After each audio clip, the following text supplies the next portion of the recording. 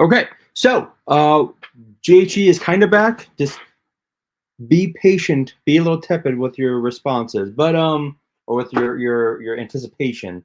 But season 3, I'm just gonna do seasons. I think episode 1, we're back. This is gonna be a fun one because we got some guests. Uh, we're gonna do top 10 crossover and talk about that Superman trailer. So with me is from you've seen him on Talking Mood, you've seen him on here before. Jason the X, what's up, buddy? Hey, what's up, Bobby? How you doing, bro? Good, man. Good. If dude, honestly, I kind of wish I was still in Houston for one thing because our other guest is Gene from. It would have been a Texas trifecta. What's good, fellas? What's good? Some of us, at least. And that would have been kind of cool. It would have. As I said, if I was in Houston, it would have been a Texas trifecta. But it's not because Texas is turning into a giant hellscape, reminiscent of Gilead. So there's that. All right. There's a lot to discuss.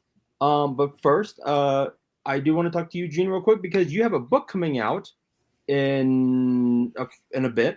Yes, Avengers for Dummies, Wiley Publishing, the people who do the For Dummies books, brokered a deal with Marvel, so they're going to be releasing a wave of For Dummies books, and I just finished the final edit for Avengers for Dummies. We're looking for August at latest September release. All right. Yeah, thank you.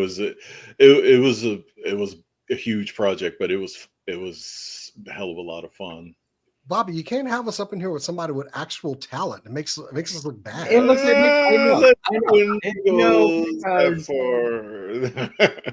I know. Jason's like, wait, what? What? Someone's an actual writer. I feel shame. Let me. No, congrats, man. That's very awesome. I love those For Dummies books. I always give them as gifts. Yeah. Yeah, they're very informative and they don't have a lot of fat. It's just a lot of it straight to the point. You don't see 400 or 500 page slogs. They're like a nice brief 250, 300 in and out, whatever subject they're discussing. I don't know if I asked you this before, Gene, but if you had to pick your favorite writer and favorite artist for Avengers, who would it be? Both the same creative team. My all-time favorite, Kurt Busiek and George Perez. That was after the Heroes Reborn was done and Heroes Return. I was at a brief hiatus from comics, and I had just come back to him a few months prior, and I saw George Perez was coming back, who drew Avengers, and I would say the late 100 issues leading up to issue 200. Yeah. So after a long time away, he was returning. Kurt Busiek, he made a huge splash with Astro City, which I loved. Untold Tales of Spider-Man. I'm not a huge Spider-Man fan, but that book I loved. And Thunderbolts, which honestly was my favorite series of 1997. Oh. And then both of them on Avengers, it was like gold. It was great. The only issue I had with that run was I hated Cap's energy shield. That was it. Oh yeah, that because of the events. What happened in his solo book, Mark Waid's. Yeah. When they came back from Heroes Reborn, I believe it was issue 1 or 2 where the shield was lost out to sea. Yep. Out to sea. Yeah. Yeah. I'm a huge Mark Waid fan. That's my one okay. We'll have to do another episode because Thunderbolts movie was spectacular. Yep. I think it's probably my favorite Marvel film since Shang-Chi. I think Shang-Chi is highly slept on, and that movie's a fucking banger. I still have not had the chance to see Thunderbolts, but friends have already spoiled the whole thing, and I arrived for a get together, and first 2 minutes was every plot point of the movie. Somebody did that with Andor for me. And no way! I was like, thanks. Thanks. I literally had one episode to go. Oh, I'm halfway through. So yeah. And it's funny you mentioned Shang-Chi. I argue that the first half is possibly top 5 Marvel film. I just wasn't a fan of the second half. I really like Simu Lee. He's a very good actor, and I don't know. He has a natural kind of like charm, and I think that really showed in the film. You wanted to like him as a character. Agreed. So, Agreed. Yeah. All right. The and we'll talk about Sinners later on, but that was another. But we got this trailer, which I have watched about 12 times. Wow. Since it, like, and I'm kind of like, the people who have done like, the breakdown, stuff like that. But like, I feel James Gunn has done this amazing like job with making Superman relatable, colorful, a hero again. I mean, I'm a huge Superman fan. Heaven for since like my first like graphic novel was The Death of Superman, so I've always loved the character. But let's talk about just this first opening scene where you get the 2 Clark voices. I've always said, and y'all can agree or disagree, Clark has 3 voices. He's got the public Clark, the with the friends and family Clark, and then the Superman voice. Agreed. And when he drops into Miss Lane, it's like, oh, there's Superman. Yep. Yes, like this, the jaw got square somehow. Like, oh, okay, you transformed your jaw. Okay. And I feel bad for Amy Adams because she wasn't given much in BVS or Justice League. She was just kind of like the damsel in distress, and we get her like, all right, did you? And like, this is hard-hitting questions, dude. She challenged him as a real reporter would.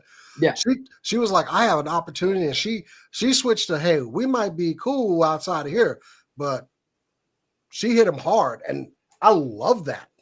The part where she goes, I'm not the one being interviewed, Superman. Like, God damn it.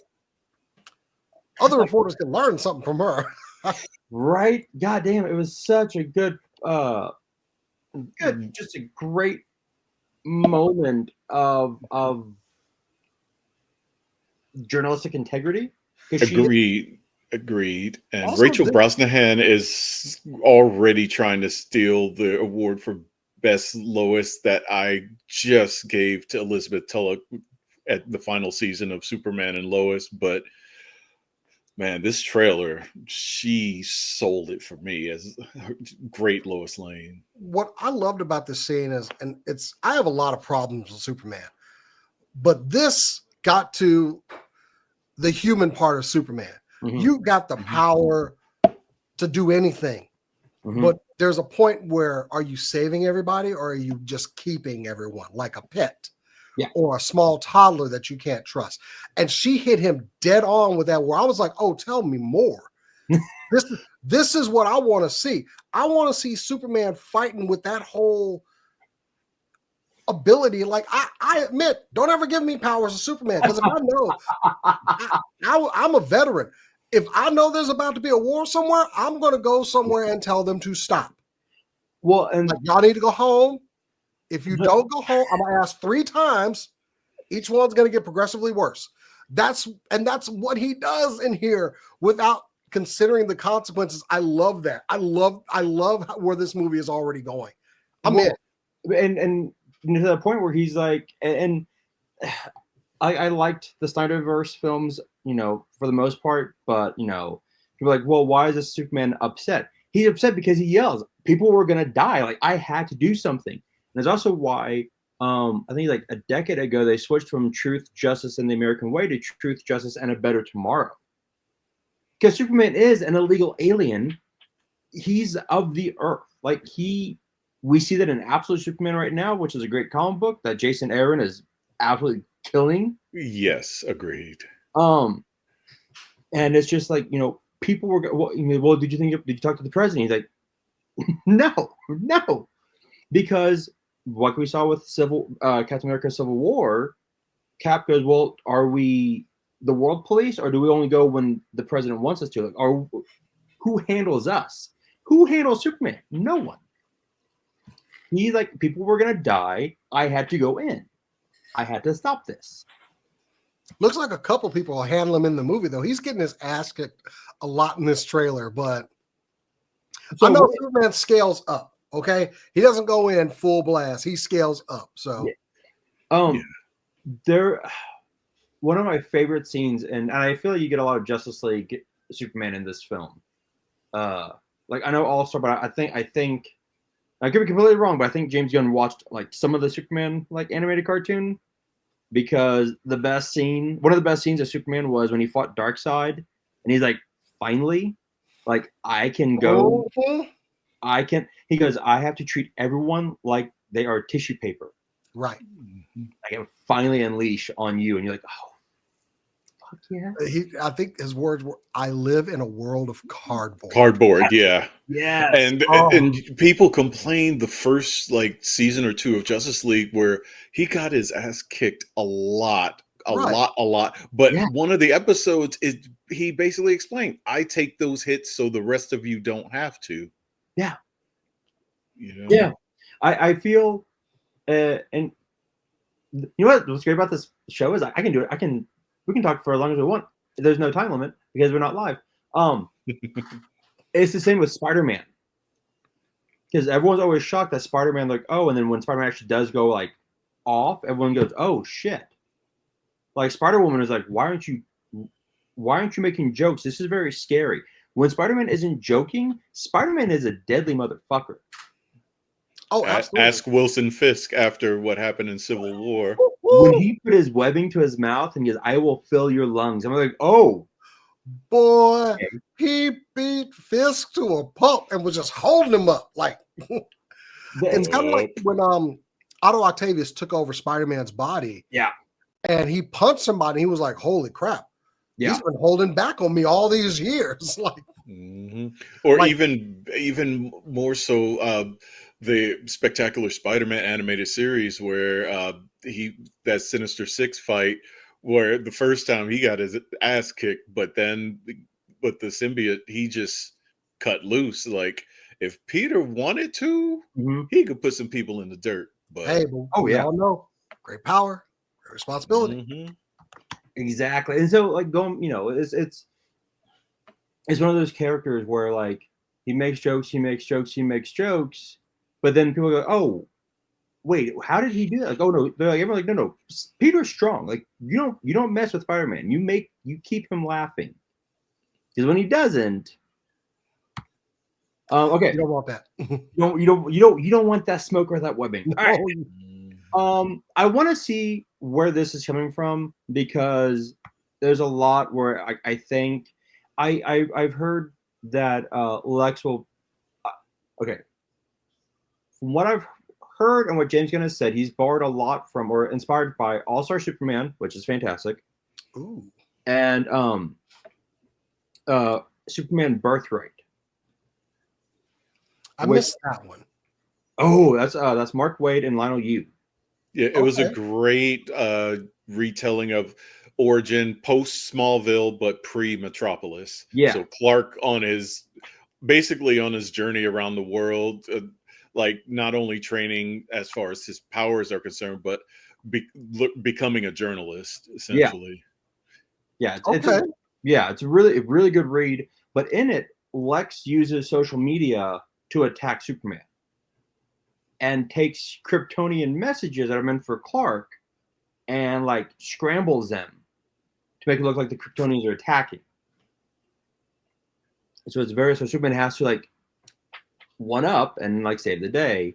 Might add that trade to the shelf. It is really good. Only reason it's a great read. I've got all of them signed by Mark Waid, and I've got the first one signed by Waid and Yu.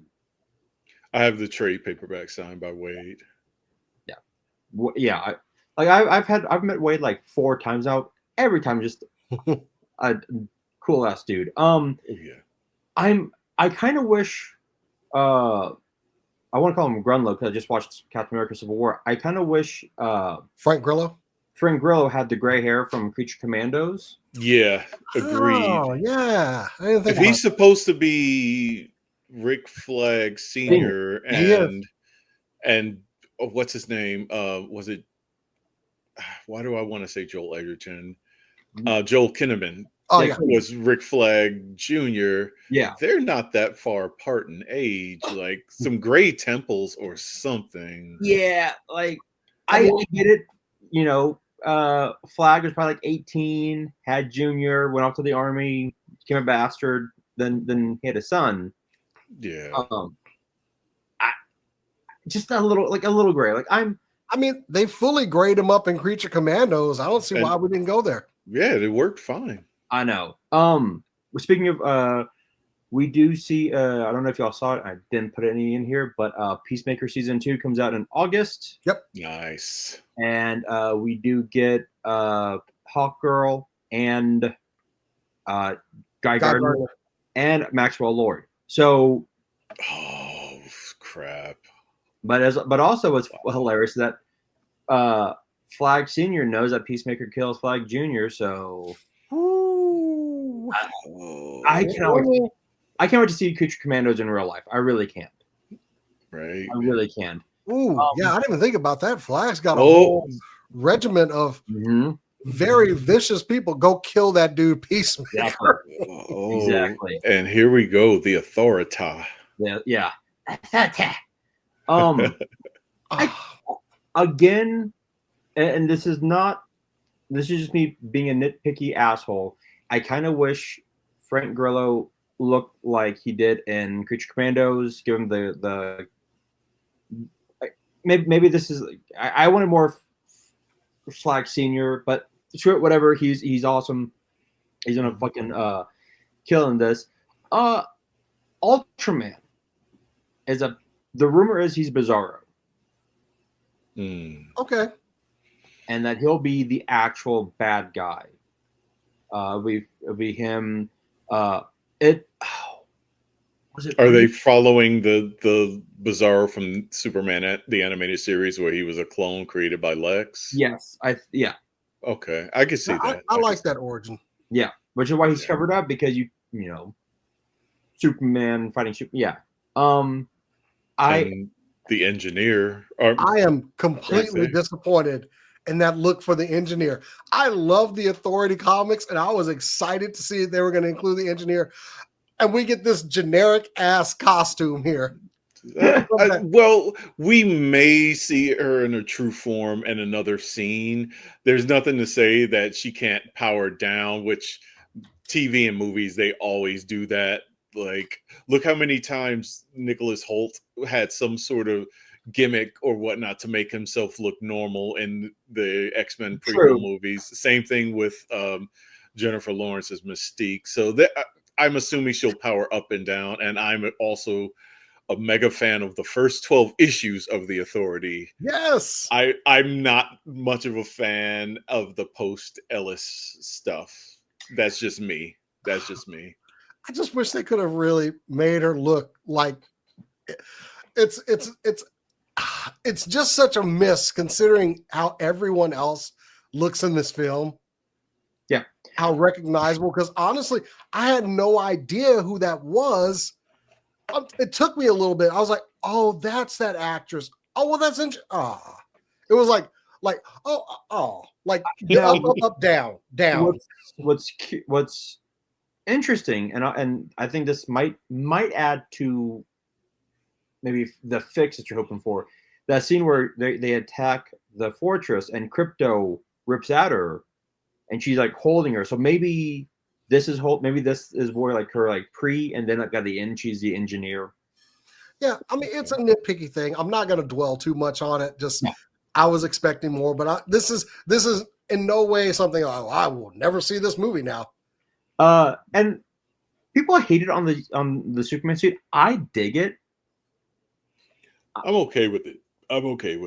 The symbol the logo's gonna take some getting used to, but as far as the rest of the costume, I'm fine with it. It's more retro and Superman. There's nothing wrong with it. Well, and y'all know why they have the red trunks, right? They actually have a reasoning for them in the movie why he wears the red trunks. Go right ahead. Wrestling. He wants to feel safe to kids. WWE. He wants to look like a wrestler, which inspired the original suit. The original, yep. Okay. Yeah. Was the strongman. So he went. He's like David Corn says, yeah, we're going to say like in the movie, wrestling, like to make kids feel like, oh, I can trust him. I don't have any issues with the suit. I like that it's bright. Well, I have one issue: the high neck collar. Like that new 52 look just does not work for me at all. I can understand that. I'm like, I'm so just wowed by there's actual color and light in this. I can dig it.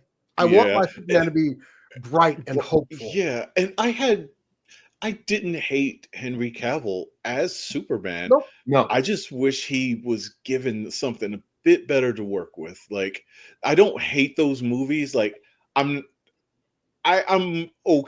of Steel's okay. Like, it doesn't bug me. Certain scenes do, but as a whole, it doesn't bug me. BVS does bug me quite a bit. Justice League, I give her which one? Leave it. Which one? That we have to. I mean, both of them I have like massive issues with, but I mean it's an enjoyable, like if it's on, I'll watch it. Yeah. Cavill was never the problem. No. Like for me, the reason why, again, I think that I'm glad they opened the trailer up with Clark and Lois having their like journalistic discussion, like the interview, because in BVS, like Clark never acts friendly. Like he's very too serious. Yes. And everyone's like, wait. Like the Jimmy Kimmel here, we're like, no, you're Superman. Like there's no changing here. Like that was funny because he doesn't look like Clark. He looks like Superman with glasses on. This one you see Clark change. He has his hair messed up. He's got his, he hunkers down. Like it's different. And then also, like you said, Jason, I can see him. Like, oh, I don't have to like turn the like color gradient up. Okay, great.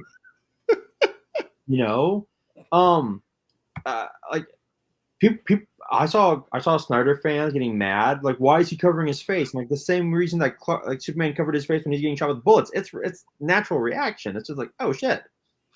Like they need a reason to get mad. They just get mad. But I do love the scene where he's like, hey, big boy, eyes up here, and like takes off. Like, oh, right. That because Superman does have a sense of humor. He's funny.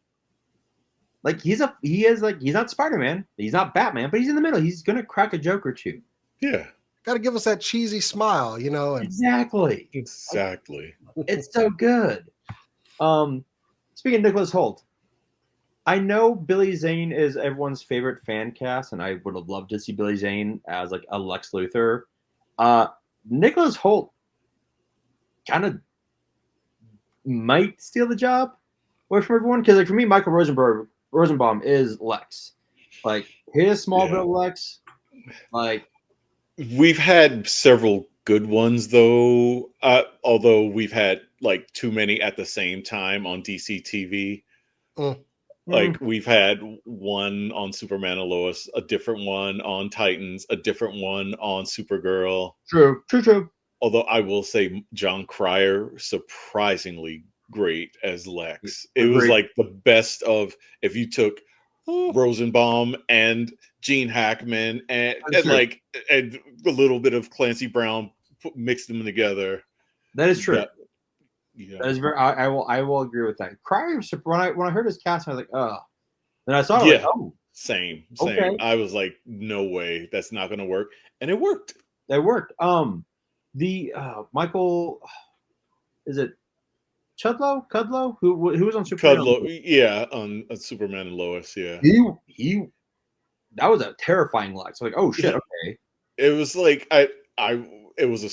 it took me a while to warm to him because it was like, this is Lex by way of Sons of Anarchy kind of feels like. This is Lex Fisker. Okay. Oh gosh, that depowered Clark and him in that fist fight. That was like one of the most cathartic scenes of any show last year. That was great. Yes. Yeah. Where Clark's like, all right. I mean, my personal favorite is always going to be just, I know it's just a voice, but damn Clancy Brown. Yes. Oh, yeah. Oh, yeah. Definitive. It's just as definitive as Mark Hamill was as the Joker. Yeah. Yeah. Although I will say I do love Giancarlo Esposito as Lex. I forgot that he was Lex on Harley Quinn. There were multiple actors who played Lex on Harley Quinn. Harley Quinn. Lance Reddick was the second one. And then Giancarlo came in afterwards. Yeah. But I thought it was I thought it was Giancarlo Esposito first, then Lance Reddick, and then there was a third actor. I'll have to double check on that one. I have to look. Okay. But like outside of one, I can't really think of a bad like people who played Lex are kind of the same who've played like Alfred. We never really had like a bad Lex Luthor. Like Gene Hackman was corny, sure, but it was also like the time, age, whatever. Don't care. It was still fun. It was fun. Exactly. I think Nicholas Hoult is going to surprise everybody, though. Seriously, he's a great actor. I don't have any doubts about his Lex going to be good.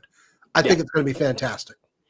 And it's funny when they revealed the Justice League cast originally, like in when did that come out? 2014, 2015. When they announced, it was 2015, right? At San Diego, when they announced Ezra Miller as the Flash, I texted one of my best friends. I'm like, "This is shitty casting. This is bad, and they should feel bad." I was in Hall H when they all came out and took the stage. Oh, fuck you.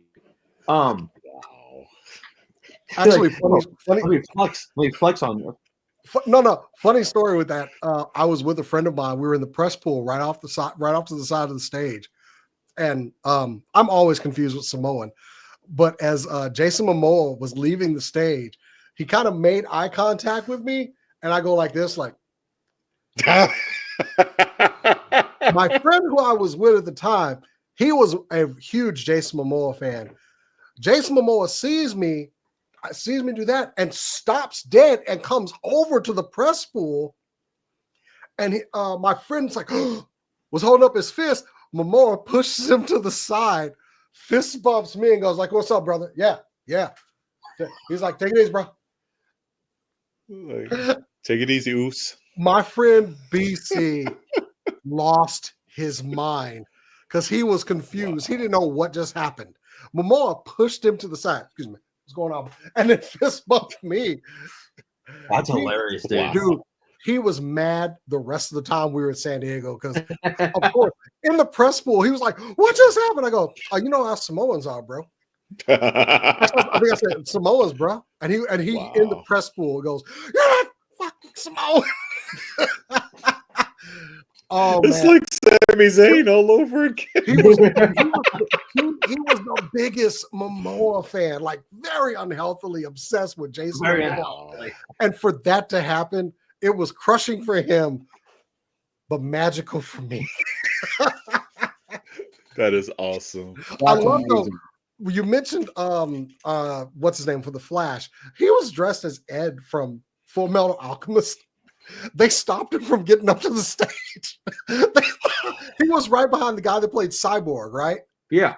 The security stopped him because they thought he was just some random cosplayer trying to follow Ray up to the stage. And he was like, "Dude, no, I'm up there." It got caught on camera. It was showing them coming through the audience. Wow. And the security guard just stops him. It was hilarious because everybody just starts laughing, but I was like, "No," like the crowd kind of got on the security guard, like, "Okay, guys, chill out." He thought it was just some random cosplay. Yeah, you gotta do his job. Yeah, it was hilarious day. The reason I bring that up though is like Ezra Miller. I'm like, that's a bad casting. It's not Barry. It's not everyone in this film. I'm like, yes. Even Wendell Pierce as the Chief. I better get one shit at some point in the movie. If we get one curse word, just let that be it. Let that be the one curse. Yeah. I've always loved this scene. This scene. Man. Okay, this is what has been missing for far too long. Well, at least in films and theaters. Mm-hmm. Now, just the desperation, like he had to protect that kid. Yeah. You feel this scene right here. This, like, he is completely like, I can't let anything hit her. Yeah. That's what Superman is, man. Yes. And they've pointed out between and another scene I'll show. They have digitally edited his cape a bit more to make it more flowy, to make it more of like a persona for him. And this is just like he's sliding, the cape's flowing. It's like, this is such a good scene. Yes. And it's just no wasted scenes in any of these trailers. No. Now, there are two things about this. Yeah, this suit. It's in the Daily Planet. It's called the Hammer of. It's some like Eastern European country that's actually from the cartoon. But is that the one from Creature Commandos? No, I don't think so. Oh, okay. Not Creature Commandos, from the Superman cartoon. Oh, okay. But I want to ask y'all too this: do you think this could be also what becomes Lex's suit? It could be early prototype, like, and over the time it'll possibly evolve into the classic suit. We did see some toy leaks that had Lex in a power suit, so yeah, possibly. They actually had a leak of the toy of this whatever this armor is. I forget the name of it. They leaked a few things. Apparently there'll be like a baby alien, a young Joey. I understand they have to have the toys ready. I hate the fact that we're getting leaks on it, but I know Lex will have some, jokers up his sleeve. I had, again, another great scene. Superman like being helped up by someone from Metropolis, just a random dude helps him up. Love that. Portrait of Solitude. The bestest boy. Look at this. The bestest boy. Every fucking scene with Crypto. He actually looks like my boy dog. I'm like, oh, this is perfect. The color in this scene. Yeah. So this is from that poster where he's putting on his boots, got to go to work, Yep. And that's a great. Speaking of the fact that we're getting, like my dad said, like the most like realistic version of like farmers. Like his mom's. Yeah, there's always this like ultra like super ruggedly handsome Jonathan Kent in nearly every incarnation. Because you had John Schneider as him in Smallville. I'm like, okay. Got Costner one time, so Kevin Costner, yeah. So like, the only time that we had like an older one was the first one. Who played his dad? It wasn't Henry Ford, was it? Who played his dad in it? Hold on. In which one? The original, the original 1978. Crap. Glenn Ford. Glenn Ford. There we go. Yeah. This is the first time I actually see like someone who actually looks like a farmer, and then his mom, "I'll wash your boots for you. I'll go get it for you." I'm like, oh. Like this is.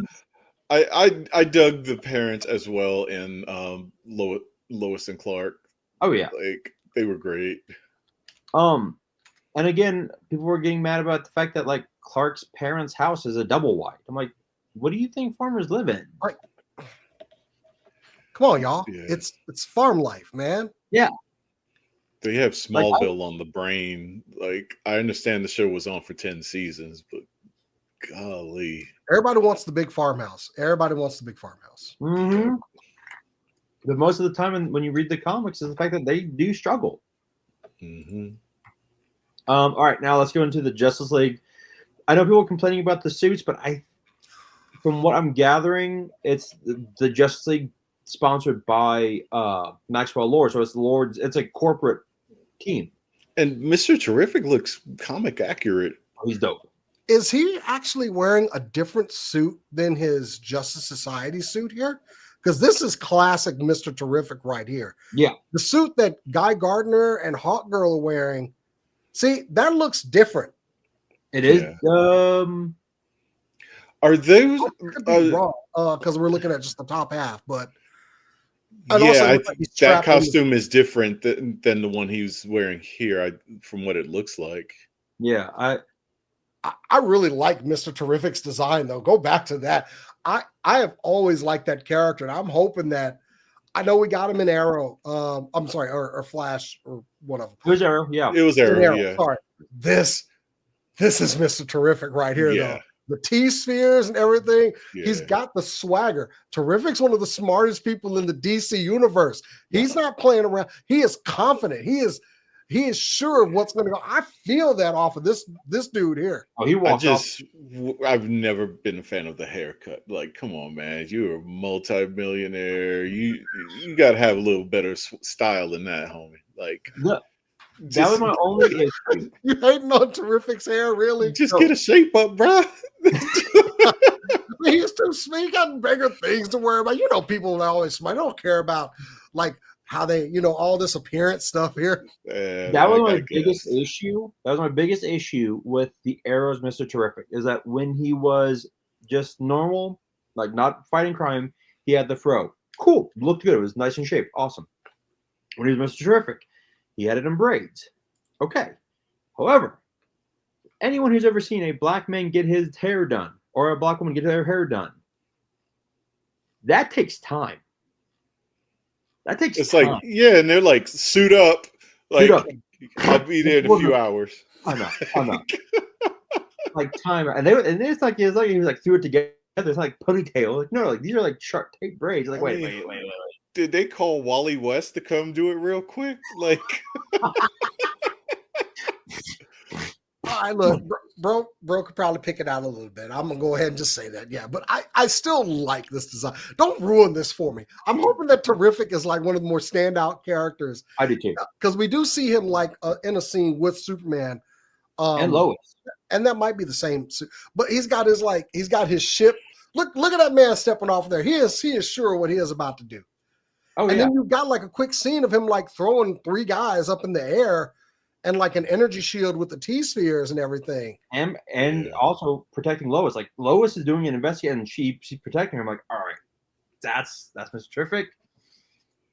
Fingers crossed. Also, after this man played an amazing Darwin in X-Men First Class, and they did him dirty in that.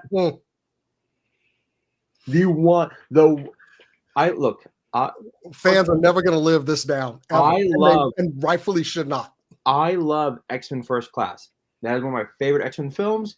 They got so much right. You have the one character whose power is to evolve, to never die. He is immortal. Like in the books, it took the Hulk to basically break his powers, and I didn't see a Hulk there. And I'm sorry, I actually like the Hellfire Club, but Sebastian Shaw should not be powerful enough to break Darwin's ability. Like a grenade you're gonna take? No. Right. No. Although I liked First Class in the beginning, but for me it has not aged well. Like there's just elements because that issues I have with that director and all of his movies, and of course it popped up in X-Men First Class. So, with Matthew Vaughn. Yeah. Okay.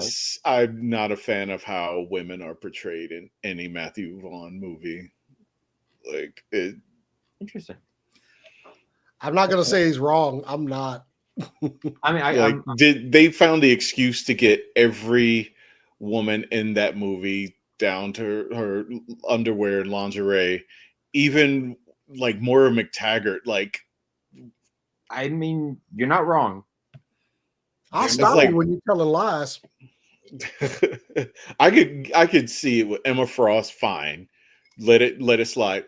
Yeah. Okay, Angel. All right, she's a stripper. Okay, let it slide.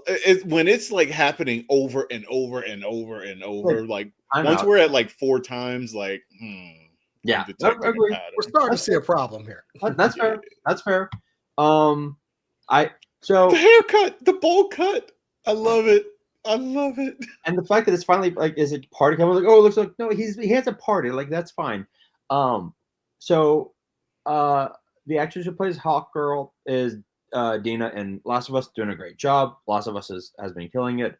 But I turned to my wife and go, oh, she plays Hawk Girl and Superman. And my wife goes, who does she play? What is she? Hot Girl? I'm like, no, Hawk. She has wings. Wings. Brain-based powers or something. Yeah. I cannot wait to see her smash something or someone with that mace. Like, oh, I tried getting a picture, but it was too blurry. But her like smashing through a window, holding a guy. I'm like, yeah. The guy she's holding is Guy. Oh, is she? She is putting hands on Guy Gardner for some reason, which is Guy Gardner. It's not beyond the realm of possibility that someone. He probably deserved it. It's Guy Gardner. 100% he deserved it. I don't know what he did, but he did something. He did something. Someone again posted like, why is Green Lantern's power coming out of nowhere? I love the scene where he just does that. That's how it is. That's how it is. But also, those guys are dead. Those two in particular in the air, they're dead. They're going to die.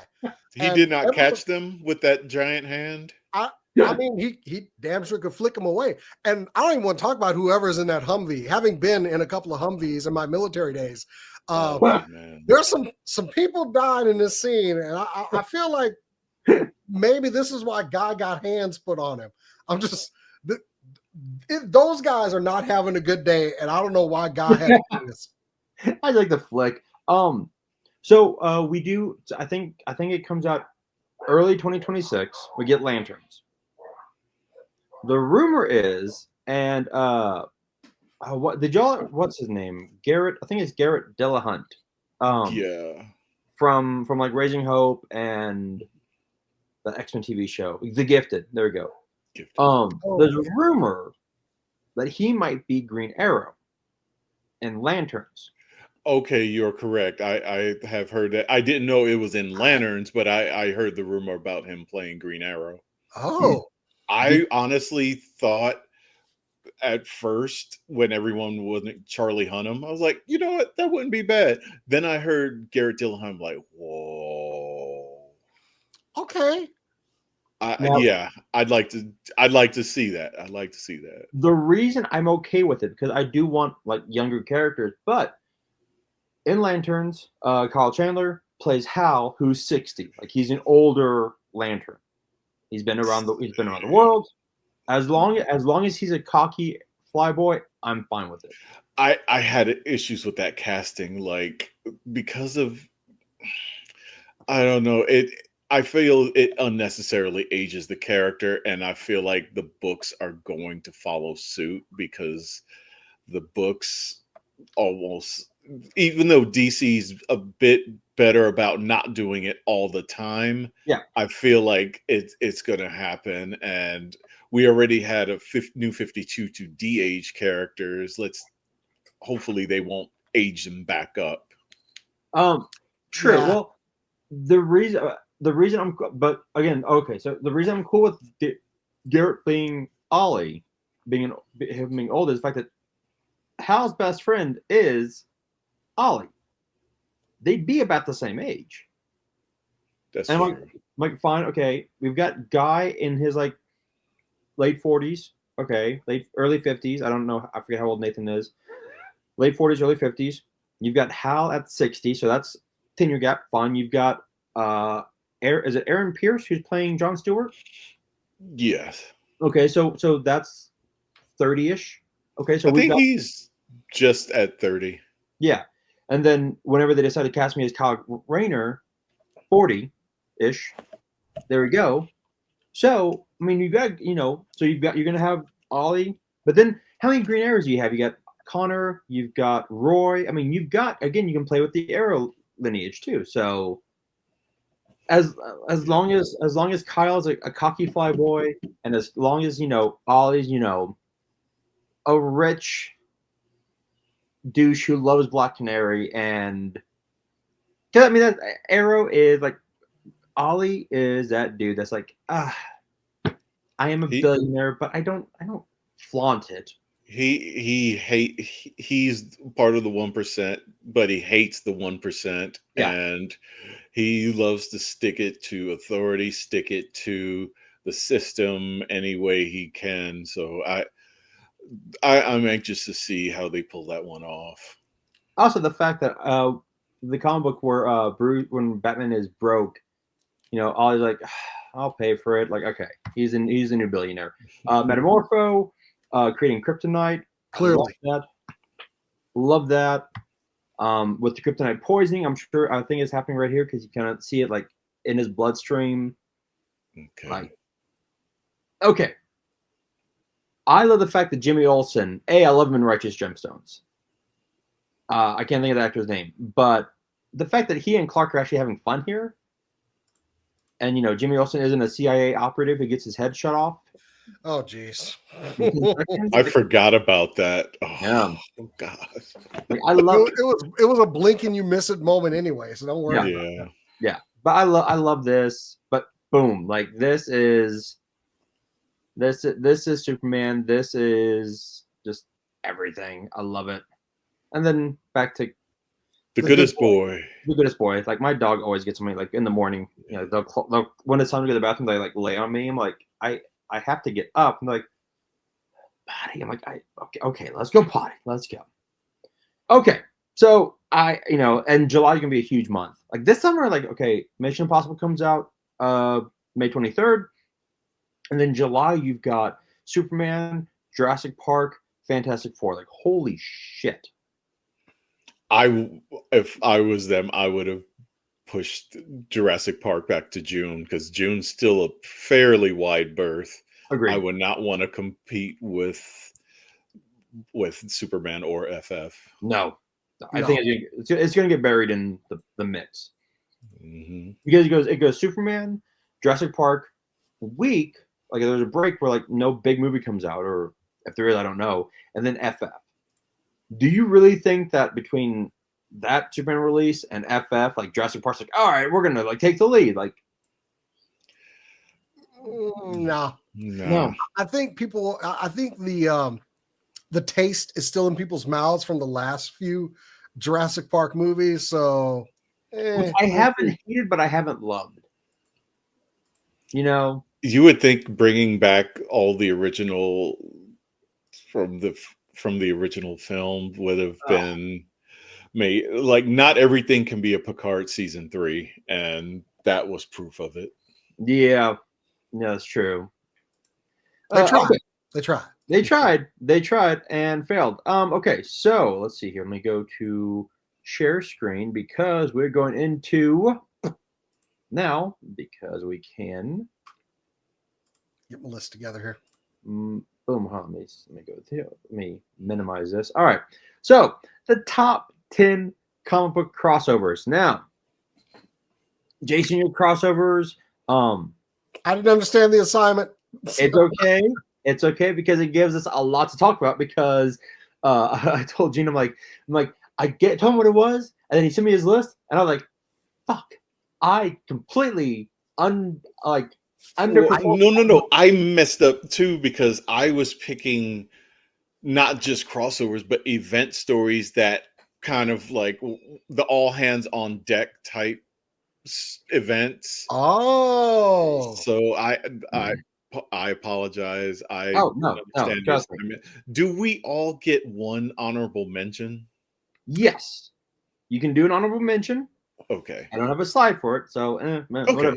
No worries. I have one. I have an honorable mention I threw off of the list because it was ridiculous. But go ahead. Okay, so how did I do my list? Did I do okay? So yeah, now my number 10 was Nightfall. Nightfall was one of those. Again, it was and Gene, you some good points. These are pretty much all like nostalgia based for me. Like Nightfall was one of those things where like when you read it, like holy shit. Batman's back is broken. Bane is like obviously much more dangerous than I thought he was. We got shitty Azrael, which became much better in the video games. But I think I think this was also a book that lends more credence to who Batman is as a hero, and the fact that he does have that code that they all try to abide, except for Jason Todd, who's like, "Fuck your code. If they're bad, they're bad. I want to kill them." I'm like, I get it. Whatever. I get it. I love Jason Todd. I think Jason Todd is a great character, but I mean, you get a. I mean, this is like, and also Jim Aparo did a lot of this work, right? Wasn't it Jim Aparo who was on? No, Doug Mock and Jim Aparo. Yeah, Chuck Dixon wrote these. Yeah. So, all right, let's see. Let's go to. Dude, Jason, I had way too much fun putting your pictures together, so I had like 4 fucking slides for you. Okay. Let's go to. I'm gonna go to your number 10 real quick. Which yes, was... you picked the right one too. Oh yes. So okay, we had to acknowledge the '90s Power Rangers in space and that Teenage Mutant Ninja Turtles, because honestly, back in the day, that was huge. That was huge. But of course, Boom Studios has done some amazing things with the Teenage Mutant Ninja Turtles and the Power Rangers crossover, especially with the power mixing. And they even had figures from Lightning Collection of all of those characters. Yeah. The only thing I would have wanted was the Power Rangers also adopted kind of a ninja design in those comics. Yeah. And I really wish they had gotten to those. Give me those figures, and we would have had a full match set. Yeah. These figures were actually great. I love the design of them. I love the weapons, the helmets. Yeah, man. I love that they had to come back to it in the comics. Let's put another Power Rangers Ninja Turtles crossover together. That's an excellent choice. That was a really excellent choice. Let's see here. Now we go to Gene's number 10, which it's on my list as well, but yours is between. Well, it's between Crisis on Infinite Earths, and it actually, I should have clarified, it wasn't the original Secret Wars. It was 2015, the Jonathan Hickman one. Damn it. No worries. I should have clarified that. It's basically 2 stories where we get to explore facets of the multiverse and see like what could have been in every one of those locales. Both the stories we see, I mean, you have gorgeous art on both of them, compelling narratives in both of them, God level threats and heroes rising to the challenge to fight both the Anti-Monitor and basically God King Doom. Yep. I mean, you can't go wrong with either one of them. After one of the fucking events, I can't think. I think which one it was. Is the one right before the Absolute All In? But Mark Waid actually, I have the book somewhere. Was it Lazarus Planet? Which one was it? Where like he has Barry Allen go to every multiversal planet. Oh, jeez. Oh. And like Mark Waid actually puts together. It's just a normal comic book, but it's like the entire multiverse and all the planets. Damn. No, multiversity. No. Wasn't that? I forget. It was the one where like the Justice League dies and Nightwing takes over he has to fight. Yeah. Absolute Power. There we go. No, it was something like that. Absolute Power. Was it that? Wasn't that the one where Amanda Waller was the villain, though? No, it's the one where like the ultimate darkness comes. Okay. There have been so many events recently that they kind of bleed into each other. It's insane. My number 9, I love this one because I actually did part of my thesis on it. Was, let's see here, at a Sage. Okay, hold on. I gotta. This is move, and we add Civil War. I liked Civil War a lot. Mark Millar does kind of get my nerves quite a bit. And like I said, there were some things that I didn't like in it. There's in my mind, there's no way the Fantastic Four splits up. There just isn't. Really? That was probably one of my favorite parts. Like it. I had several issues. I actually wrote a thesis on this, and it was not very kind. It was a needed story to Yeah, breathe some life into some franchises, but it was too many square pegs being jammed into round holes to move the plot forward. It feels like just a disagreement that got out of hand too. basically. If this was in the Ultimate Universe, I think it would probably be the best story, that event story of the entire Ultimate line. But with characters that have worked with each other for, well, we can't say 40 years, but like, let's say maybe Right. 10-ish years, Yeah. or about 10, 12 years, I don't think they would have let it get that out of hand. Like there were some great moments. I think overall, I think the greater moments outshone the bad moments. Like I loved Punisher like killing two like was it Jeff and someone else to save Spider-Man. I thought like okay, the fact that it kind of shows how much Punisher reveres Cap. Like the whole like New Avengers, the whole like Secret Avenger. Like there's a lot that came out of it. I I think Tony was a bit of a dick. And you can kind of see that Mark Millar, like his like how he feels about certain characters, kind of shining through. I actually don't think he was that well. Yeah, Tony wasn't painted in the best of light, but I think in some of the tie-in books it was way worse. I agree. I love J. Michael Straczynski, but you could tell he thought Iron Man was the best. If you go back and read some of those Spider-Mans and some of Oh those yeah, Fantastic Fours around that era, yeah. yeah, he was. And I also Thor. Yeah, I think all three of those books, I don't think Tony Stark was painted in Oh, the that's great because light at that's all.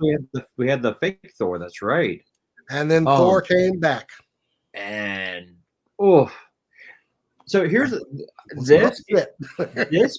this gave me one of the best scenes and one of the worst moments. Was this gave us Brand New Day, which was One More Day, which was shitty and pissed me off.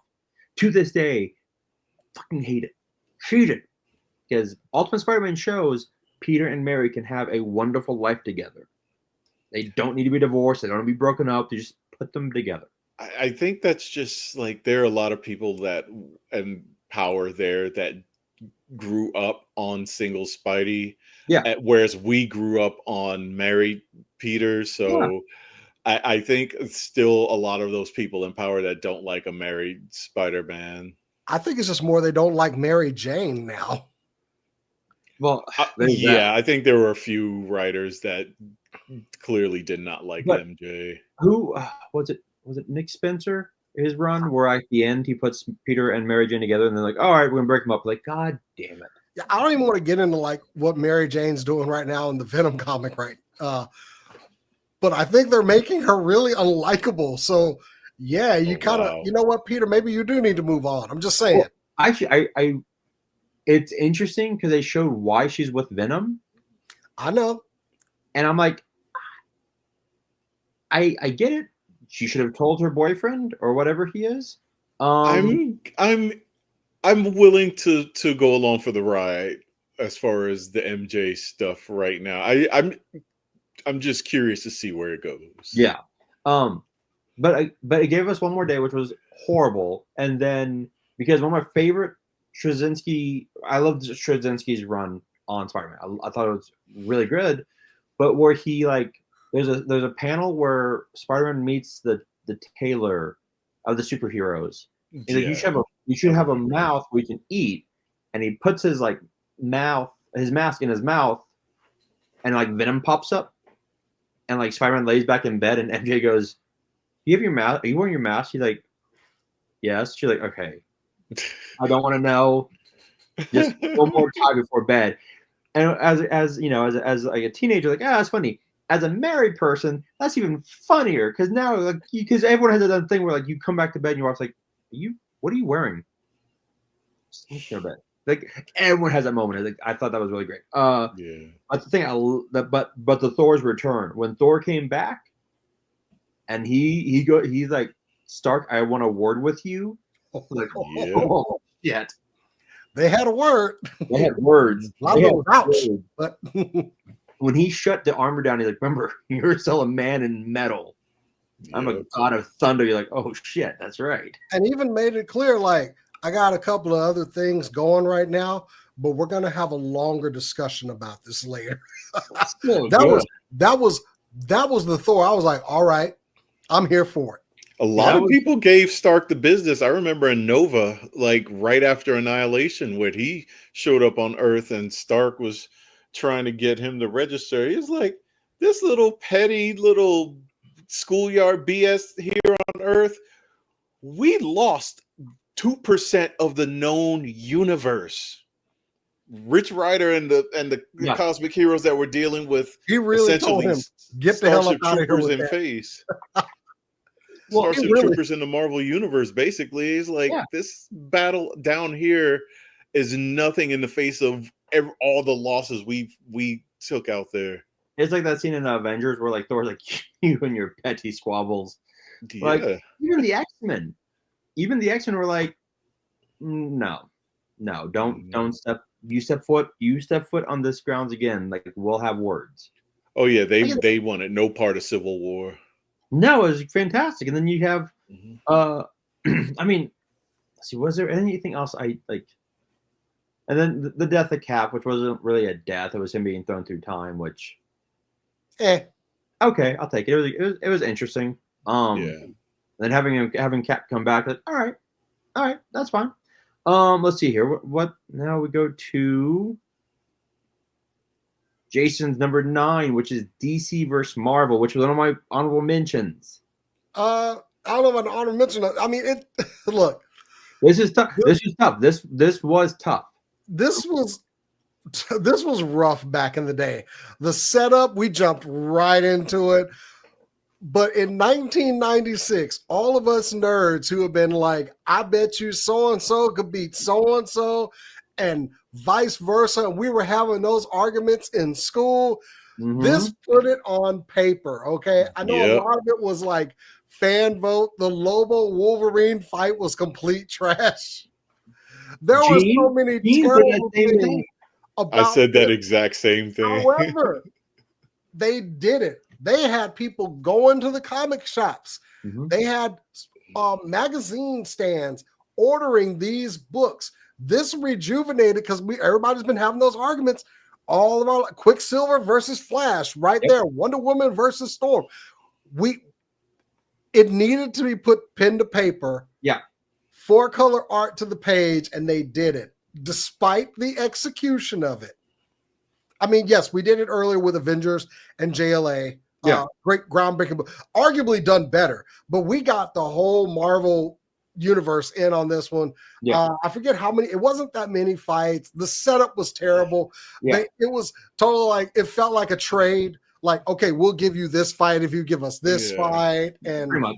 But like you said, it was something needed. The comic shops, like this was like, was it 94 where things started like slowly coming off the rails, and then by 96 they just need something to reinvigorate like readers to get back into the comic shops. This was a shot in the arm that the comics industry needed, and I think them doing it may have saved a lot of comic books. There's a point of no return.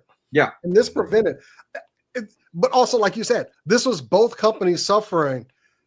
Who are normally competitors who have to come to the table now. All right, guys, look, we're all in trouble here. What are we going to do? Right before this, you had Death of Superman, Batman's back broken. You had Cap in the iron suit because the super soldier serum was failing. You had this Spider Clone saga.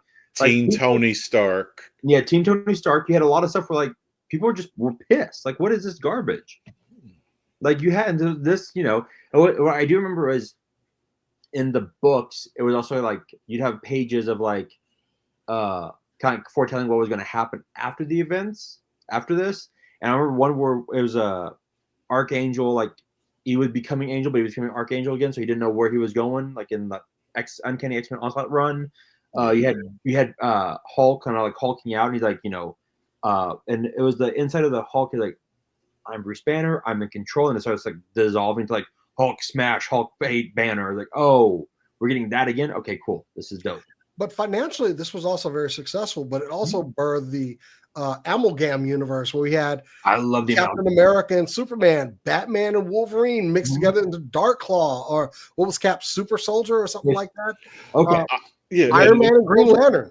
I was going to mention. I wasn't a fan of the early waves of it, but the later ones, like the X-Men Doom Patrol one, yes, I loved that one. I loved Iron Lantern, the Iron Man Green Lantern, that's it, Iron Lantern, Spider Boy. The Thor Orion one was really good. They had it. I have Super Soldier one that was really good. Set in the 40s, and it was Lex Luthor and Red Skull combined to Green Skull, and it was a Kryptonite had transformed him. Yeah. You had the Adventures of Dark Knight, which was like animated cartoon comic, which was great because you had Joker and Sabretooth combined. That was awesome.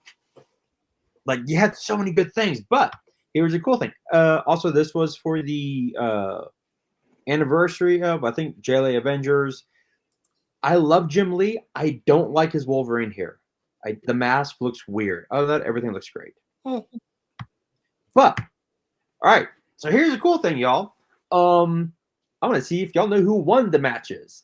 Aquaman versus Namor, and do you agree with it? All right. So, Jason, Gene, who won this match? I believe Aquaman won it. Yeah. Oh, he dumped a killer whale on Namor. Yeah. I actually was fine with this. Aquaman was always seen as kind of a joke character because he talks to fish, and then this one, like, oh, the Jeff Johns New 52 this was really showed. that was, I think that was the Peter David era hook hand Aquaman. Yeah. I did love that. Elektra, Catwoman. I think Elektra won that one. Yep. Didn't they mirror Batman Returns with Catwoman falling into like a sand pit, like kitty litter or something? I think. Yeah. Okay. Which again, because Elektra's an assassin, Catwoman's a cat thief. Like, honestly, Catwoman lasted a lot longer. My wife just texted me, don't be confused if a fish tank arrives in the mail. Okay, sure. I can't say shit. I have my Super 7 turtles here. I can't say anything. Wow. Flash and Quicksilver. As if this was even going to be a contest. It wasn't even close. Yeah. I mean, Quicksilver is fast, but like Barry is literally the speed force. Yeah. Didn't have. Yeah. Fastest man alive for a reason. Mm-hmm. Well, I think this was Wally West at the time. Yes. This was while Barry was still dead. Yeah. Oh, that's right. That's right. And Wally was even faster than Barry. He still is. Yeah. Yeah. This one, look. Oh, it was so sweet. Robin gently beat her ass. I'll put it that way. Yeah. This was one of those fights where just like there were so many other characters Robin could have faced off against that would have made for a better fight, I think. Yeah. I think if you had this Robin, honestly, I get it because like Jubilee was a big deal because Generation X, and they have to get that in there.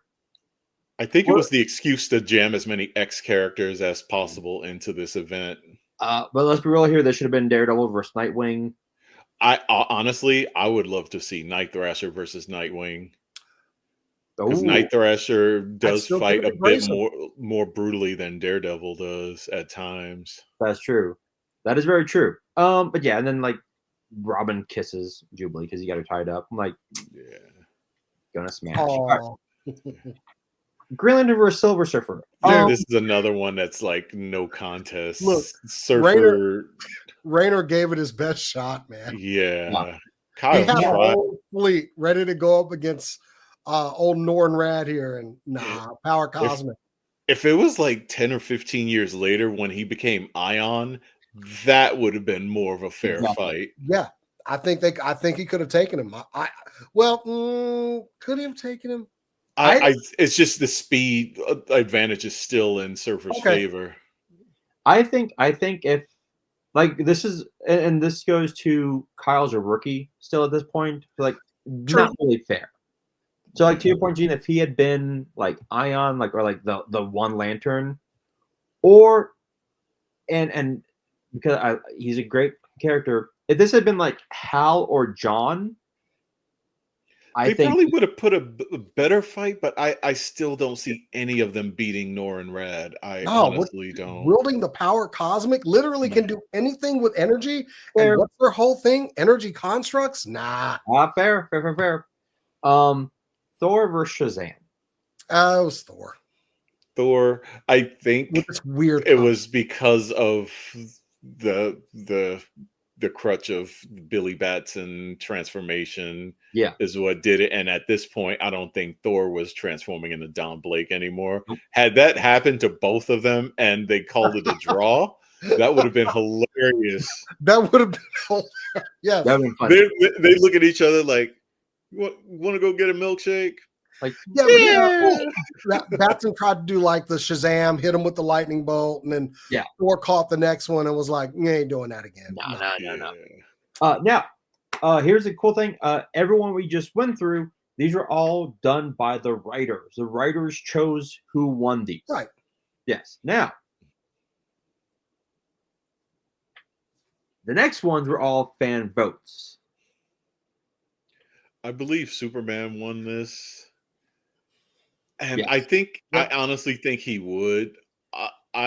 This, once again, the speed is just, Hulk is fast as hell for his size, but Clark can keep up with both Barry and Wally to a certain extent. Hulk cannot move at that speed, and I don't know. It would take World Breaker, World War Hulk. To beat Superman. Clark's bringing a lot to the table as far as flight, speed, strength, heat vision, eye beams, everything that he can do. Also, he's able to cut loose. And they do that. They do that in or they were in the Grand Canyon, away from everyone. Yeah, they needed to be away from everybody. Yeah. So I saw this going to Clark. It was the easy choice, honestly. Also, this is Smart Hulk. If we had gone like Savage Hulk or the oh god, I can't think who Immortal Hulk. Either Immortal Hulk or the one where Ryan Otley drew it, where Hulk was broken up into 3 personas. Was that the Smastronaut era Hulk? Yes. I'm still giving it to Clark. Okay. Yeah, like honestly, I think World War Hulk is the only one because he has all of that gladiator experience. So, and even then, it's that speed advantage that Clark has. Oh, fair. Then we had Superboy versus Ben Reilly, which this is, I would like to have seen old school Peter Parker, but it was Ben Reilly. Whatever, don't give a shit. Superboy versus Spider-Man. Like, I kind of saw this one coming a mile away. The inexperience versus Ben Reilly. Nah. Yeah. Ben Spidey. Ben outsmarted him, basically. Yeah, it did. It's Spider-Man. It's Spider-Man. Yeah. This one pissed me off. Me off. Lame. I'm a huge Captain America fan. Lame. But I knew it was a popularity contest. Batman's gonna win it. Hated it. Like, I hated the fact that, and what I liked was in the books it said this fight has gone on for hours. Like, these two guys were going for hours, and the only reason why Batman wins is sheer dumb luck that he was battering. Cap throws the shield misses, which never happens, and then Cap almost drowns. Batman saves him, and Batman wins. So it's like, I think I like the Avengers JLA crossover they did later, where these two just kind of stood across from each other and never threw a punch. Mm-hmm. Like, they were both just kind of sizing each other up and got like, maybe we should just talk. Like, and they actually started making a lot of sense. They were like, I can fight this guy, but it's gonna take a little bit. So they ended up just talking it out. Boo. Once Look, again, popularity contest. So, but Bone, Claws, Wolverine, no adamantium, going up against Lobo. This was a gyp. Dude fought Superman to a standstill. The only reason Lobo lost was because he was drunk off his ass. There is no reason Wolverine should have won this fight, okay? Other than it was a fan vote. And it all happened And like any character camera. that was part of an X book was going to automatically win in 1990s. And we didn't even see the fight. I was so mad about this one. Now, here's the thing. This is one of those fights where, like, granted, it's the 90s. You could, if it was done today, I think Wolverine still win because today he has adamantium. You would have to do a red, what is it called? The red band book, because there would be so much blood in this book. It'd be amazing. I don't think Wolverine can take Lobo. I don't think he can do enough damage to keep Lobo down. It's just Lobo, like, also heals, and you can't really kill him. I think he made he can't get into heaven, and hell doesn't want him. Yep. So he basically can't die. So plus, Lobo was bringing all kinds of space weapons to this fight too. Yeah. Like he'll get a gun that'll just burn all the meat off of Logan's skeleton. Yep. Probably. But yeah, it was Wolverine. And then I messed this one up. Shit. But yeah, Storm versus Wonder Woman. Absolutely should have been Storm. I'm sorry. I love Wonder Woman. She's my favorite DC character. Wonder Woman will mess you up. She will put you down. But Storm is Storm. Omega level mutant about to tell you what the forecast is. No. I don't know. I'm torn on this one. I love Storm to death. I just felt like Wonder Woman was not written as well as she should have in this particular instance. She is a strategist through and through. The moment she's seeing someone that could throw hurricanes and lightning bolts at her, and she's still trying to go in like to land punches. And in this book, remember right before the scene, she has Mjolnir, and she put it down. She puts it down. She's like, that's not fair. I don't want to be, But hold up, strategist. We are talking about leader of the X-Men, goal team as well. Storm is no slouch on the strategy and the leadership portion. It's just that, honestly, anybody around her is probably in the way of hurricane force winds, lightning, and whatever else the winds happen to pick up. Yeah, and I don't know. It's just the other factor is Wonder Woman. She's now in the class of speed of like Flash or Superman, but she's probably about 5 to 10 times faster than Quicksilver. So she would have landed several devastating blows before Aurora could blink. Okay, but is she faster than lightning? See that's the thing. It was just the way the fight was written.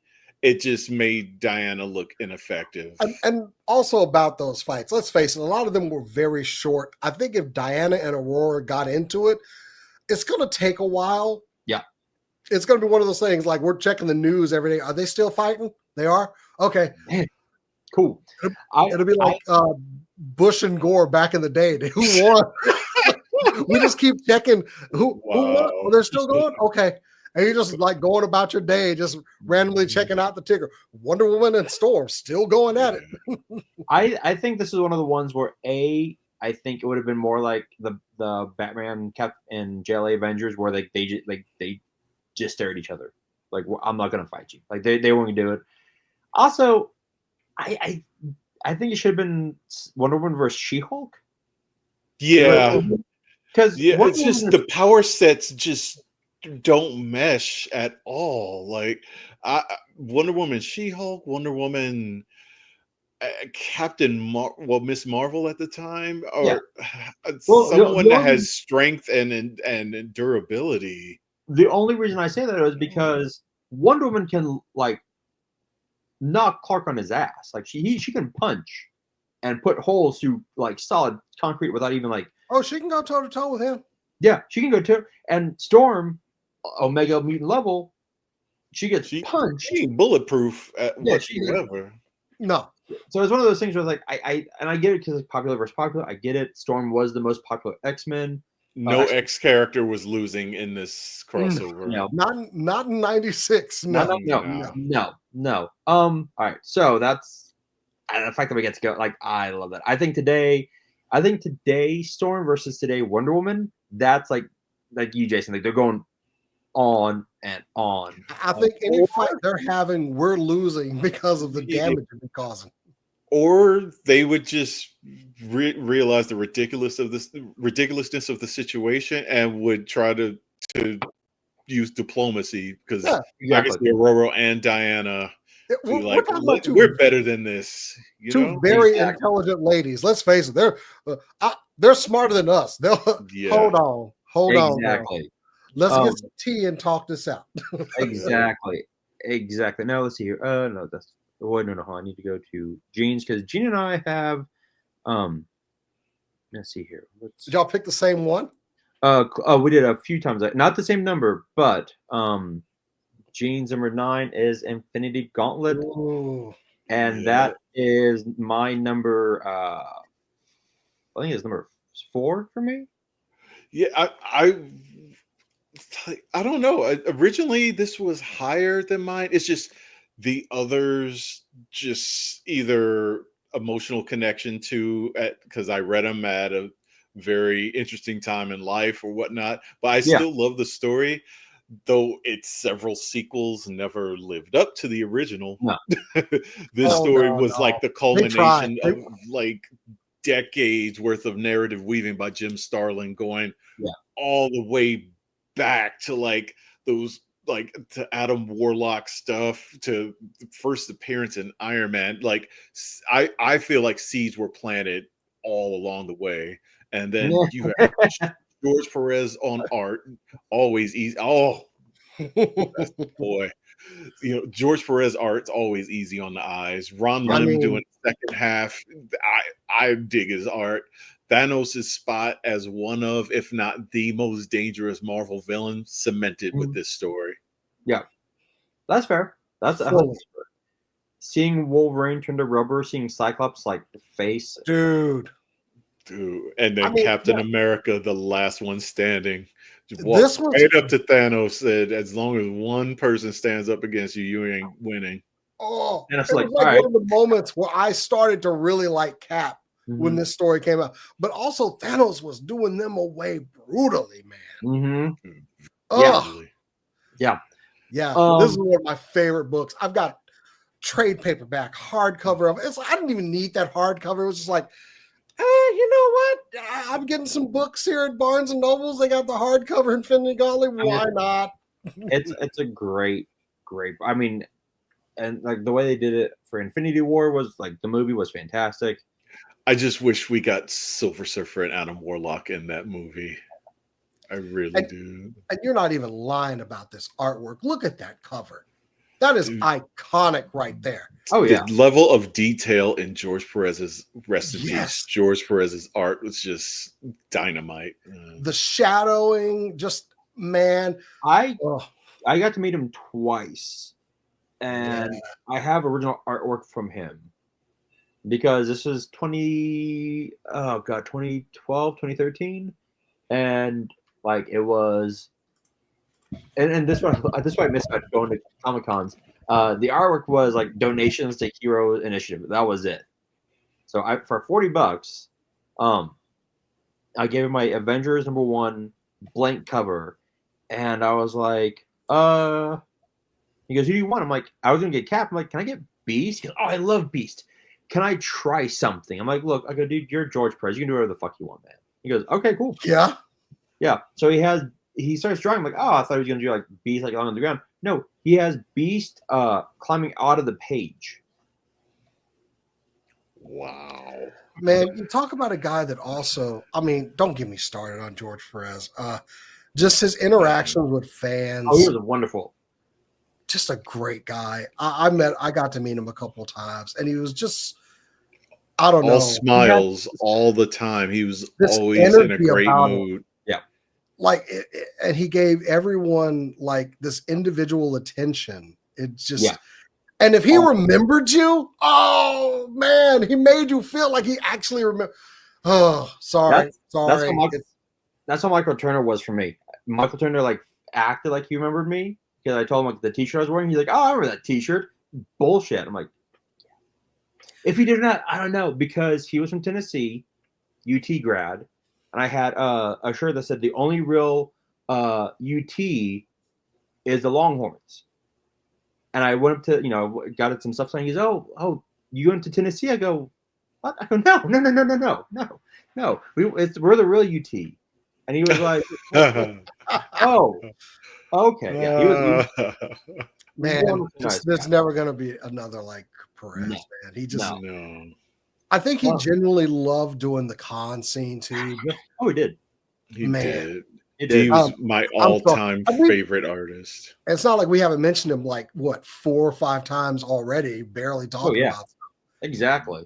Just legendary, man. I don't want to get into it. It's dude, there's a reason he's my all-time favorite artist. 40 plus year career. Man. No, he was absolutely phenomenal. Okay. All right. Sorry. No, you're good. You're good. Let's see here. My number 8 is actually Gene's number 6, so we'll combine ours. Okay. Infinite Crisis, Identity Crisis, and Final Crisis. I have issues with Identity Crisis. Same. I hated that.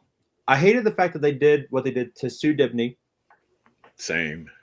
But at the time, I didn't care because I didn't know her. But then, as I've read, I'm like, oh shit, this is a really good character. The fact that they had Zatanna Mindwipe Bruce, which she would have never have done that. The fact that and this is what kind of breaks up that Justice League. Like, why does Ollie and Hawkman hate each other? Well, and that was a great example because Hawkman's they made Dr. Light actually a horrible fucking villain, like no redemption. Like, all right, that's fair. There was a lot good with it. I liked Infinite Crisis more. I like the fact that Superboy Prime. I remember going like, yeah, this guy's a little whiny bitch. Oh, watching the news, I'm like, oh, now it makes sense. He's a stand-in for the worst of the worst fanboys. Yeah, exactly. Somebody had to say it. This isn't how Superman acts. This isn't how Batman. I'm gonna show them all. Like, goddamn, bitch. And then Final Crisis. I love Final Crisis because the way Darkseid takes over Turpin. Yeah, that was really cool. I didn't like Batman shooting Darkseid. No one did. Yeah. Like Fallout games, no one liked that. Yeah, I feel like I'm in the same boat with you. Like I felt Identity Crisis was a little too grounded, and they try to keep it self-contained, and there was fallout in a few of the other books. I felt there should have been way more fallout given what happened. Whereas Final Crisis, I felt was too meta and at times too many tie-ins. And it's like, I felt like Infinite Crisis was the perfect balance, had tie-ins, but there was a purpose for every single one of those tie-ins. Yeah. And it got cosmic, but it still kept a grounded heart at the core of the story. Like it balanced the two perfectly. Yeah, and then you did have George Perez coverage. You had Phil Jimenez doing an amazing job with this. Like, this was just it was just my only problem with Grant Morrison, and he does this every goddamn time, whether it's whether it's a huge run or a mini series, starts off really, really strong. Like, oh shit, this is amazing. And then you get to the end, you're like, can't stick the landing. What the fuck is this? What? I've seen it happen at times, but I'm not the biggest Batman fan. I dug their Batman run. Like, it was the only part about it I didn't like was R.I.P., but it was what it was. I don't blame them for how the X-Men run ended, kind of like really like, I don't want to say rushed, but I think there were issues going on behind the scenes when Morrison was at Marvel, from what I understand. So oh yeah, doing that whole there was a bunch of stuff going on at that time where like, oh yeah. So that's one of the ones where a lot of people point to as an example of what you were saying, but that one I can't use because there was drama. Yeah, going on. That's fair. That's fair. All right, going on to Jason number 8, Punisher versus Batman. Okay, so this pitted like my I like Frank Castle and what he does, and sometimes I absolutely hate Batman. Putting these two guys in a book, and I love Romita Jr.'s art, perfect for this, but they never got along in this book. They hated each other all the way through it, and that's the way it should have been. Like, they were moments away from always just getting into a fight. And I will absolutely say, I think this one lady who actually went on to write Punisher said, if Joker ends up in the Marvel universe on Sunday afternoon, that man is dead by Tuesday morning from Frank Castle. It's true. And in this comic, Frank puts iron to Joker's head. And you see Joker in that last minute go from, ha, ha, ha, I'm going to tell a joke. Ha, ha, ha. Oh, you're going to actually do it. I remember that. I think that was his exact word. Oh, you're really going to do it. And Batman stops him, which, I was so mad. Because honestly, I was like, all right, Joker about to catch some lead right between the eyes. Could have solved a lot of people's problems with one finger. I know Batman don't kill. He doesn't kill. Punisher does. But can somebody kill Joker? Yeah.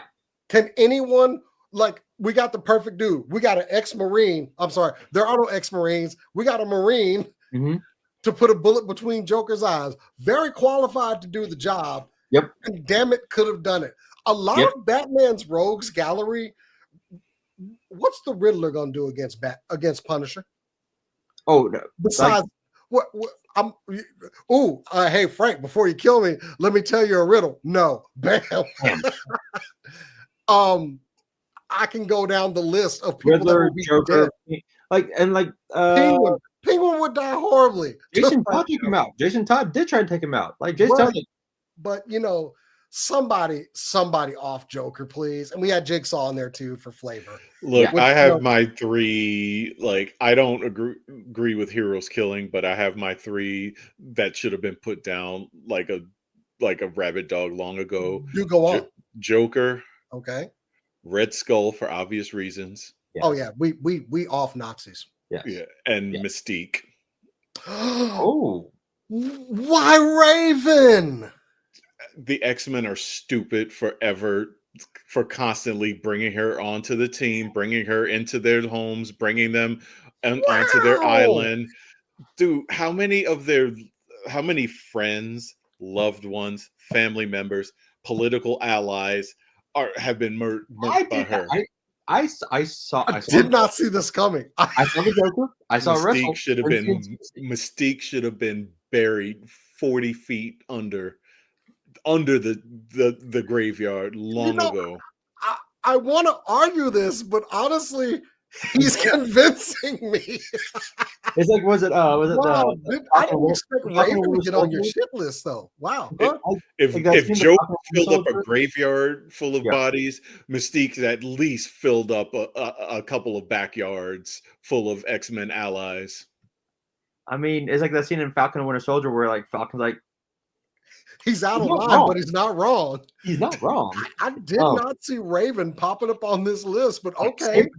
Sure. You've made a very convincing argument, sir. Well, Sabretooth, when he's with the X-Men, they keep him locked up in a cage or whatnot.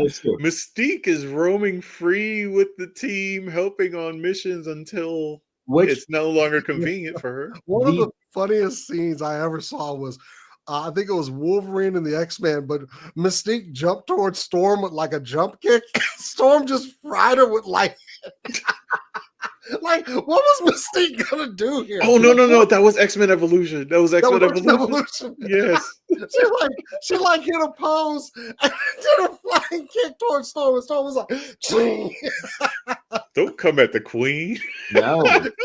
You really do a jump kick a Storm and lightning.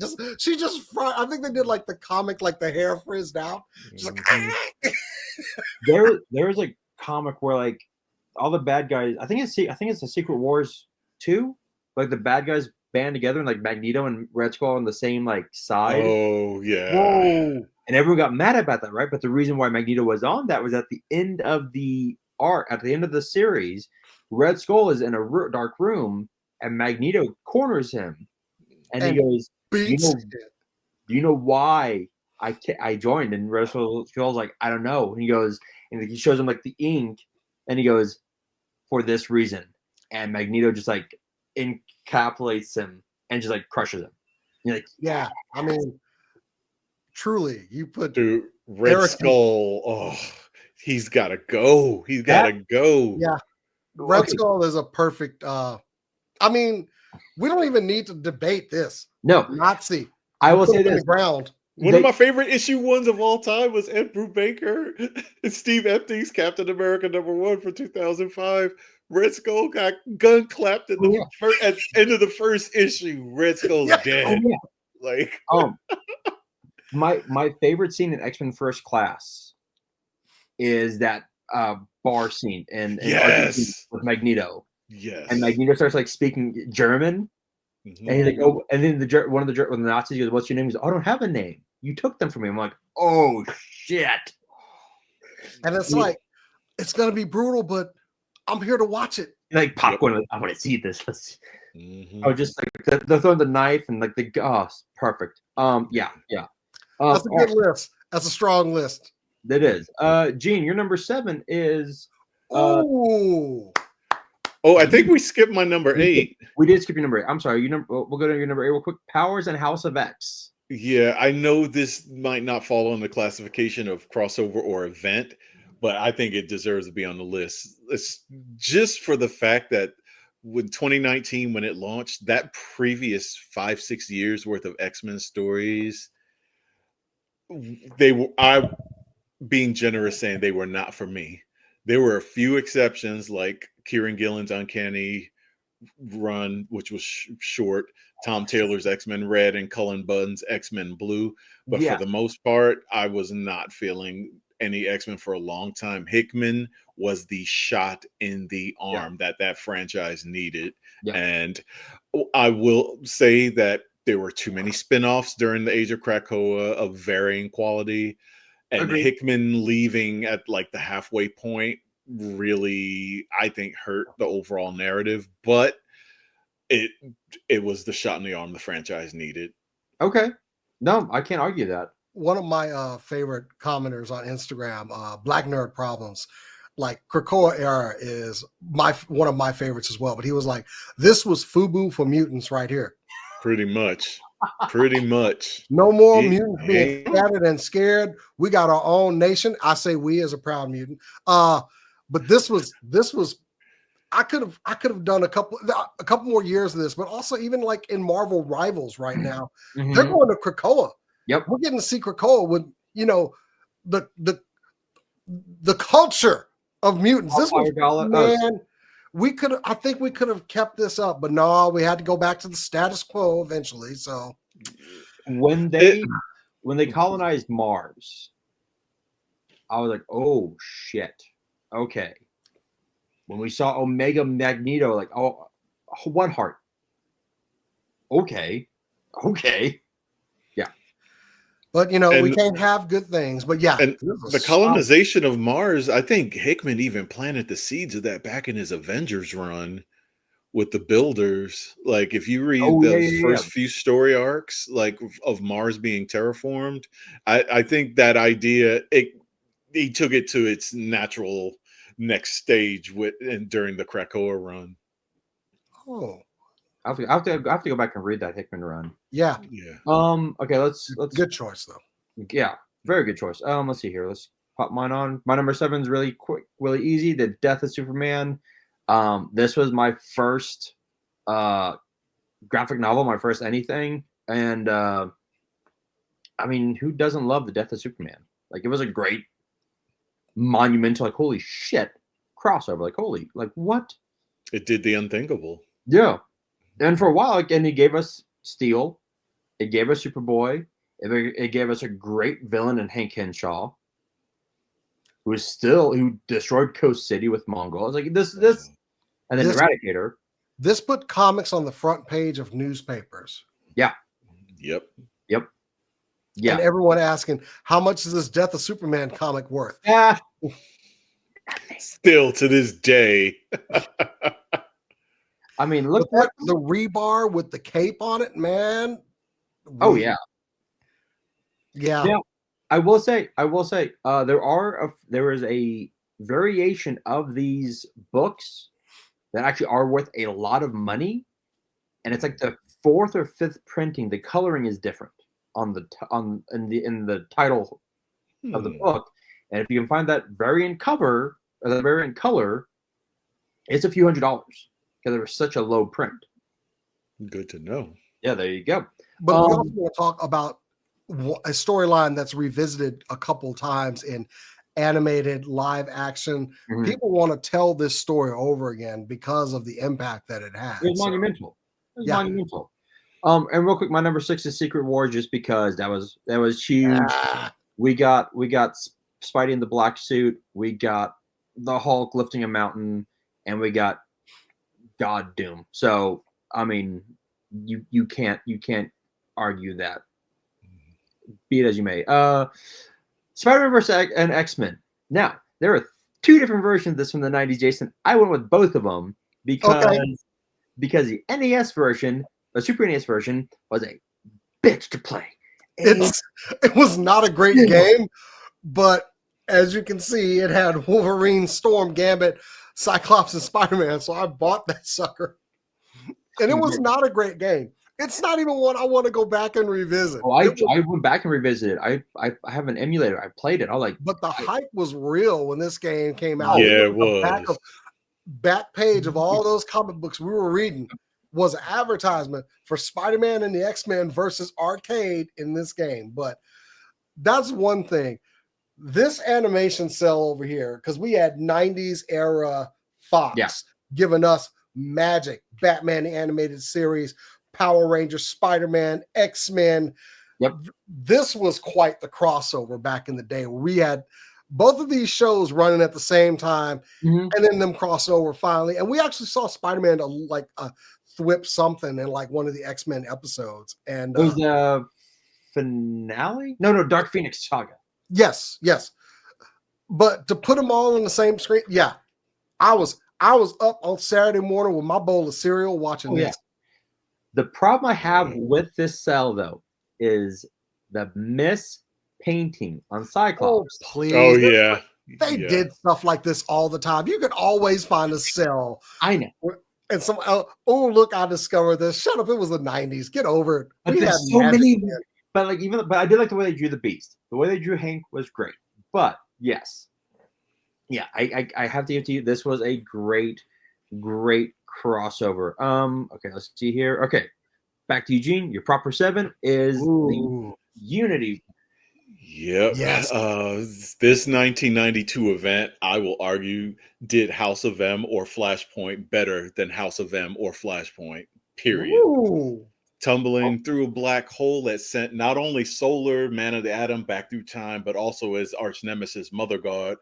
Solar is essentially battling her throughout time to undo, because Mother God is changing the timeline as they're going through, and he's having to undo every horrific thing that she's doing. When the story's all said and done, like I said, I don't want to spoil that ending. It was a hell of an ending. But there were, even though it's time travel, automatically reset button at the end, they did not reset button some of that stuff away. So it was a much different Valiant universe in the end. Okay. And see, I love this because everybody was all about the big 2 back in the day, but we had some great independent comics. Valiant was doing some really good stuff. I loved Magnus Robot Fighter. Word, same. Like I don't even Exo know. Man of War. Exo Man of War, So many Ninjak. great books. I didn't read very. I was a big 2 guy. I know a lot of people were always into the big, but we had like big 3, because people, if they weren't reading Marvel or DC, it was Image at the time. Oh yeah, we had Image. Yeah, I felt like what Image did as far as art revolutionizing the game, I felt like Valiant was doing that on the writing side. Okay, because you had so many big name writers that were doing work for them. Like that's true. Barry Windsor Smith. The passion was there for the writers on that side. Yeah, I'll give. Yeah, that's true. I just when you said the art on Image, I'm like, well, yeah, but then you have Rob Liefeld, and it's like, stop. Is he an artist? No, I will say Rob changed the game. Like him or hate him, Rob changed the game. He made his mark. Yeah, same as Will Spertasio, same as Mark Silvestri. They all changed the game. That's true. And like, look, I will always give Eric Larson credit. That dude is still. He's like, I have one book to do. That is it. Here you go. And he's the only one that is still writing, drawing that same series. I mean, I know Todd's still involved with Spawn, but he's not like writing and drawing it the way that, like, because Eric is doing everything. A lot of the heavy lifting on Savage Dragon. Which there's a few Savage Dragons in like the 200 run where he gets really like X-rated. Those books were worth a pretty penny. Yep. Yeah. Like, goddamn. All right. Gene, I know you have a heart out, so let's jump to your number 5 real quick. And your number 5 is on another panel, which is right here. Shadow War. Did I get the right book? Yeah, this was a milestone event, and once again I'm going outside of the mainline DC and Marvel stuff. It's just when I was in junior high, I stumbled across an issue of Hardware, became intrigued. Then I read Static. I got hooked. The other books were harder to find because I didn't have like a comic shop in walking distance. So I had friends with older brothers or parents with cars. Boom, we can go to all the comic shops around town. This was an 18-part crossover. So I'm like, okay, I'm getting introduced to Icon and Rocket. I'm getting introduced to Zombie. I'm getting introduced to the Blood Syndicate. That was like Pokemon hunting for me, trying to find all 18 chapters. And that was one of the most fun times I had collecting comic books as a kid. I had the benefit during this time of working in a Black-owned comic shop. So we had Milestone. Nice. I had Syndicate. I had Static. And I was deep into Shadow War. So, yeah, I benefited from an owner that was like, yeah, we're getting these Milestone comic books. Oh, that's what's up. And they were so hard to find because some shops wouldn't carry. Some shops will only carry Static. Some shops will only carry Icon. So it was difficult, but I eventually got them all. I actually have, when they redid Static for like the 20th anniversary or 30th anniversary, I was at a Comic Con. I was at a con in Austin, GalaxyCon, and Dennis Cohn was there. Dennis is a straightforward cat. Like, that dude will tell you how he feels. It's really refreshing. But I have a Static X artwork from him on the book. Nice. So dope. So fucking dope. I would love for them to revisit Hardware again at some point because I liked Hardware. I think they have with the Milestone relaunch a couple of years ago. Yeah, if I'm not mistaken. I think I missed out on that then. Man. Yeah, I think Hardware was one of my favorite books. Of course, Static. I like Dwayne Duffy, just whatever he was doing. Oh yeah, I was following back in the day. Let's see here. Actually, I'll tell you, Gene. I'll go through your top, finish the rest of yours. And then Jason and I can go through our top. Go right ahead. Go. So your number 4, actually, I can't argue with number 4 because it's really fucking good. The Sinestro War. There's a lot of good shit in this. Dude, Jeff Johns became the master of the 3-act mega arcs on his DC books. Like, you look at his Action Comics run, like that first arc with where they brought in Zod's kid, Last Son of Krypton. Epic run. It's Act 2, Superman and the Legion of Superheroes. That was huge slam bang action. And his third act, that Brainiac arc that closed it out, Chef's Kiss. And he pulled that in his Green Lantern run, whereas Rebirth was his, basically is A New Hope. Sinestro Core War was Empire Strikes Back, and God, it was like the brutality of the attack on Oa. Yeah, it was like Pearl Harbor, Normandy type vibes with just the bloodshed. You had John Stewart's Marine Corps training and discipline on. You had Kyle Rayner's creative ingenuity saving his ass. You had Guy Gardner spitting in the eye of impossible odds as always, and Hal Jordan's willingness to confront all of his past failures, you know, for the greater good. This is possibly, I you know what, I'll say it's the best Green Lantern event story ever made. I agree. That one scene in the comic when they took the kill, turned the kill off on the rings, and they all got messed, and they're like, "Oh, it got real here." Oh man, love this story. Yeah. When there's a scene where like the one of the Yellow Lanterns is a sniper, and John goes, "Oh, we're doing that? Okay." Yeah. Let me show you. He was like, "Okay, got him." Okay. John was like, "We can go there." Yeah. I've been there, done that. I'll do it again. Yeah. There's a great few pages in, I forget which one it is, but it's when they're taking down Parallax, and through Hal's eyes, he sees how the lanterns all work. Yeah, I think that was in Rebirth. I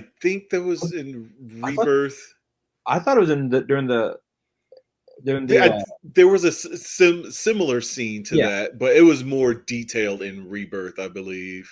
I thought it was Sinestro because the one where like he sees John like as the architect like opening it. But that was Rebirth. That was when Kilowog, Kyle, Guy, and they're talking about how different their constructs are, and like with John Stewart, you could see every bolt, every with bit Kyle, of the architect. And with Kyle, they were all works in progress. You could see him actively changing things, like a pencil. Guy Gardner's leaked energy, like they were never like fully. Kilowog's actually made sound. Yeah, it was so powerful. I interviewed Ron Mars? Who created Kyle Rayner? Ron Mars. Ron Mars was a writer. Yeah. It was Ron Mars and Daryl Banks. Yeah. And I was interviewing Ron Mars, and he and Daryl actually had an agreement. The whole thing was Kyle would never ever create the same thing twice because he was an artist. Yeah, I heard that.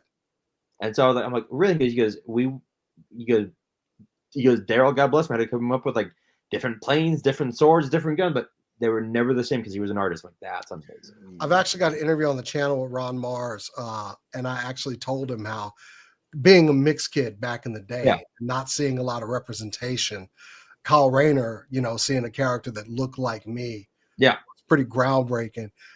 And he got like a little, I don't want to exaggerate, but it looked like he got like a little bit of a tear in his eye. And he was like, "That's exactly what I wanted, Jason." And I was just like, because truly for me to see a kid with, brown skin, different hair, and, and even, I can't think of the artist's name now.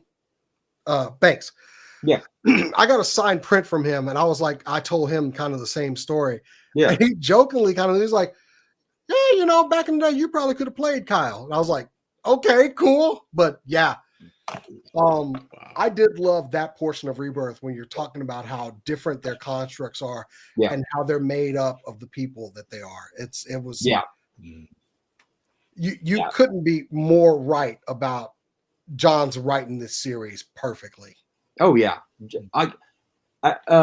John's did an amazing job getting, because like you, Jason, like being in the 90s growing up, my favorite Green Lantern was Kyle, because he looked like me, and it was great. And like, oh, Kyle, but then Jeff comes along and makes Green Lantern Rebirth. I'm like, oh shit, do I like Hal Jordan?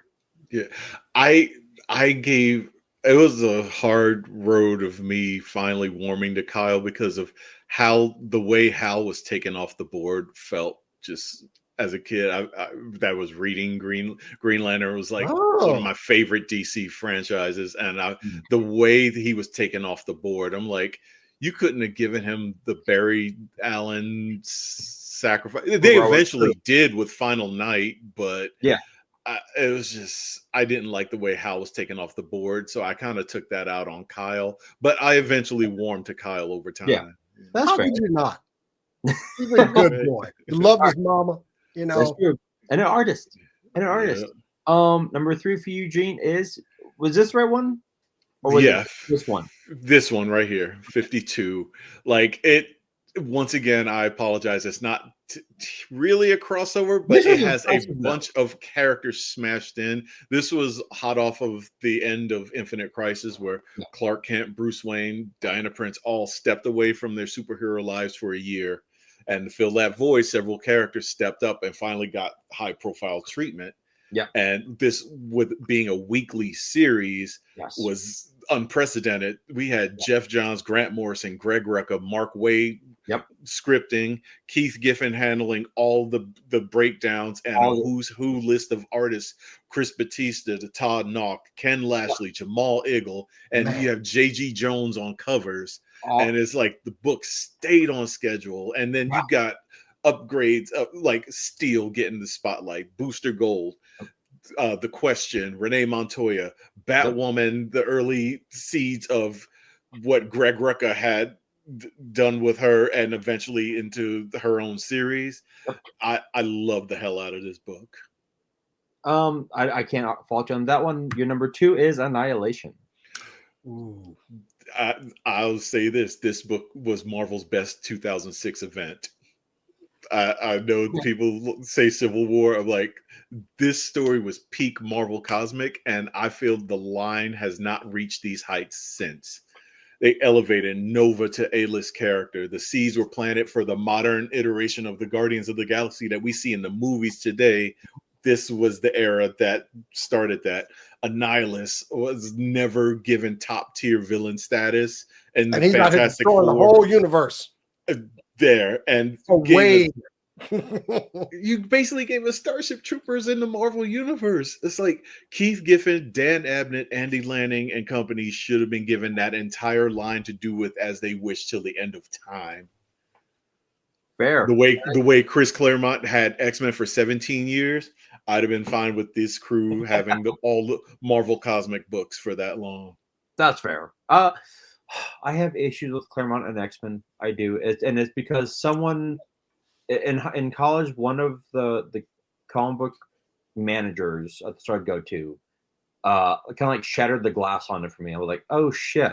Because like he goes, Claremont has a 8-sided die, and it's the same villains and the same storyline, just told different ways. I'm like, oh damn. Oh man, but I saw this storyline bringing some people into comics, like casuals that don't really get into a lot of comic reading got into Annihilation Wave and stayed in comics because of it. Dude, I remember when right at the end of Annihilation, I was the majority of people I knew only read X-Men or Spider-Man or Batman in the 90s, and in the 2000s maybe New Avengers and stuff like that. I got a lot of people to reading Annihilation, and to get it to continue at 2 different comic shops.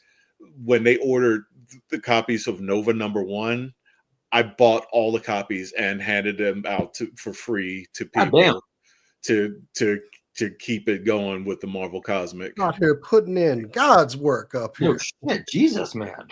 All right. I've only done that 4 or 5 times. That's the only time I did it with a big 2 book.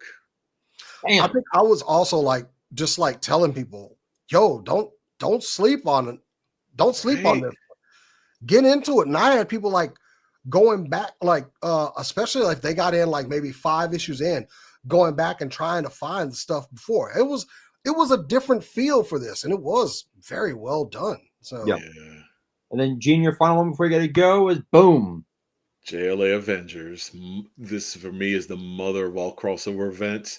It was continuity mining done at its best, stellar characterization, plotting by Kurt Busiek, and some of the best artwork of George Perez's career. Not saying something given how many times he's popped up on my list, both teams got a chance to shine, whether fighting each other or working together to defeat Krona. Every comic fan needs to own this book. That's true. That is fair. All right, Gene. I'm gonna get you out with 9 seconds to spare. Thank you so much, buddy, for coming on. We'll have the hard stop is not a hard stop, so I can stay with you for a bit longer. Okay. Oh, fuck yeah. Okay. All right then. You get to discuss. Get to hop on to our top 5. So let's see here. But also solid choice on number 1. That was a good choice. Yeah, that had to be my number 1. Just the more and more we talk about George Perez. Damn, man. I know. Sorry. My number 5 is Onslaught.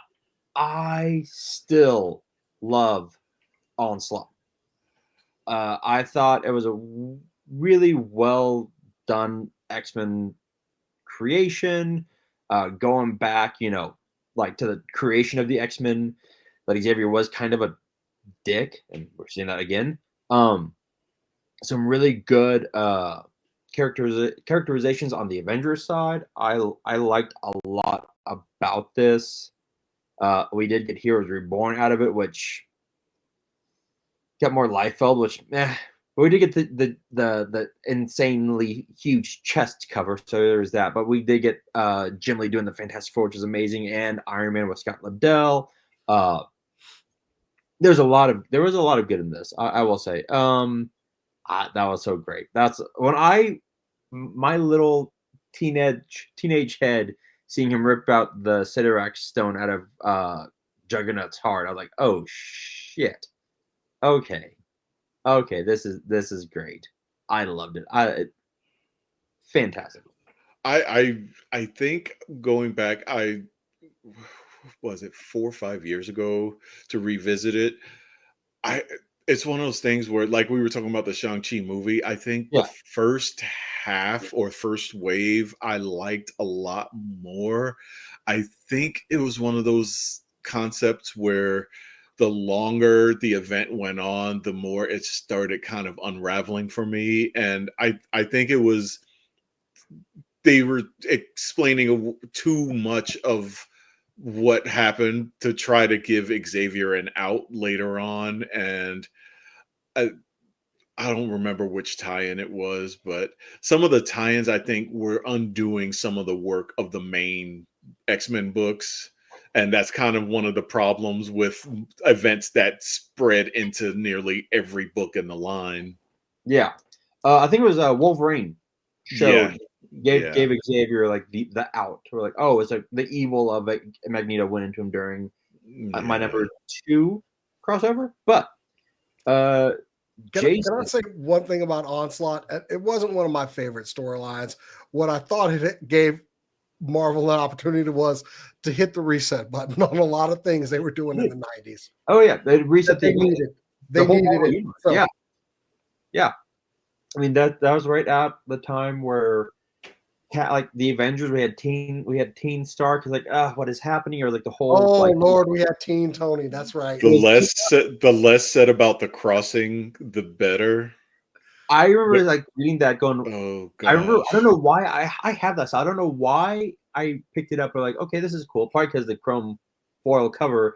And then like, wait, Tony, like Iron Man's a bad guy. Then you find out that he's like really been like with Kang the entire time. It was like, yeah, they jacked that shit up. Luckily, they rebooted it with Heroes Return. All right, Jason, you're number 6. I've been waiting for this for years, man. Oh, yes. And not only did they give us just one, this was some centuries-long beef right here. We got to see Wolverine, like at his earliest, just get his ass whooped by this guy. I think we've all had this argument. Everyone's had this argument. Wolverine versus the Predator. Mm-hmm. And we got it, man. They multiple times. This was like the equivalent of the Rick James Charlie Murphy feud, where we got to see incident after incident after incident of habitual line stepping by the Predator. Yo, I'm just saying. Thank you for this. I mean, I've been waiting for this all my life, and finally Logan had to come out on. I mean, these dudes just kept. This is some hate. This was some hate. They had Predator kept. He could have left Wolverine alone, but he was like, "I gotta kill this little Canadian." Right. And I don't remember ever Predators gunning for the same target over and over and over and over again. And you know the other Predators are clowning him, like, "Really, you got your ass whooped again by this dude?" By a furry little Terran. He had no choice. He had to come back to fight Logan. He was not going to get any respect from the other Predators. So, I just as far as something that I've wanted for years, and it took my adulthood to finally get it. I appreciate this. And like, we didn't just get some, like I said, we didn't get some one shot. They just kept going at it. It was amazing. Man, he put acid over Wolverine's head, burned all his skin away. He's like, gun. Like, and then Logan had to grow his face back. But we're not done, bitch. Like, God damn it. Just perfect. Like, just two great hunters. Yeah. I needed this all my life, and they finally delivered. I mean, I can't argue with that. Yeah. It's like Charlie Murphy hate. Also, could they have even done this book back in the day? Because this book got brutal. Mm-hmm. Like, as far as the damage they were doing each other, like he poured acid over Wolverine's face to get it down to the shiny metal. I had to wait this long to get this book. You know what? I do love the Red Band books. They've done some really good shit with that. And Wolverine's Revenge, if you haven't read that, that's really good. Comic Code of Authority could not be in this conversation. So, they delivered, and they delivered on it. It wasn't just like, okay, Lobo Wolverine fighting. This was actually good. And it actually shows you. And just to back to the Lobo Wolverine fight, I don't want to crap on that the entire era of adamantiumless Wolverine was bad. One of the best Wolverine arcs of all time came about in that arc, Not Dead Yet. I don't know if you guys remember that one. Oh no, I was following. I think it's by Ellis and Lionel Yu, essentially, where this Scottish assassin that him and Logan would meet up like once a year, have drinks at a bar, whatnot, and just chit chat. And the dude was an assassin, no powers or anything. And one of the years he came in, they were talking, and he was just starts cutting an apple. He's like, apples have a ridiculously strong core, but they're not much worth a damn if you cut all the meat off of it. And I think that was a direct, I know how to kill you. He comes for Wolverine, but now Wolverine has no adamantium, and he can't let the dude know he has no adamantium. And it's like, that was one shining beacon of amazing story during the era that I really didn't care for. I didn't hate it. I was waiting for it to end, but yeah. I only rejected it. I'm like, God damn it. And then we got Feral Wolverine, which was weird. Less said, once again, Onslaught got to fix that. So kind of sort That's true. You're number 5. I love this.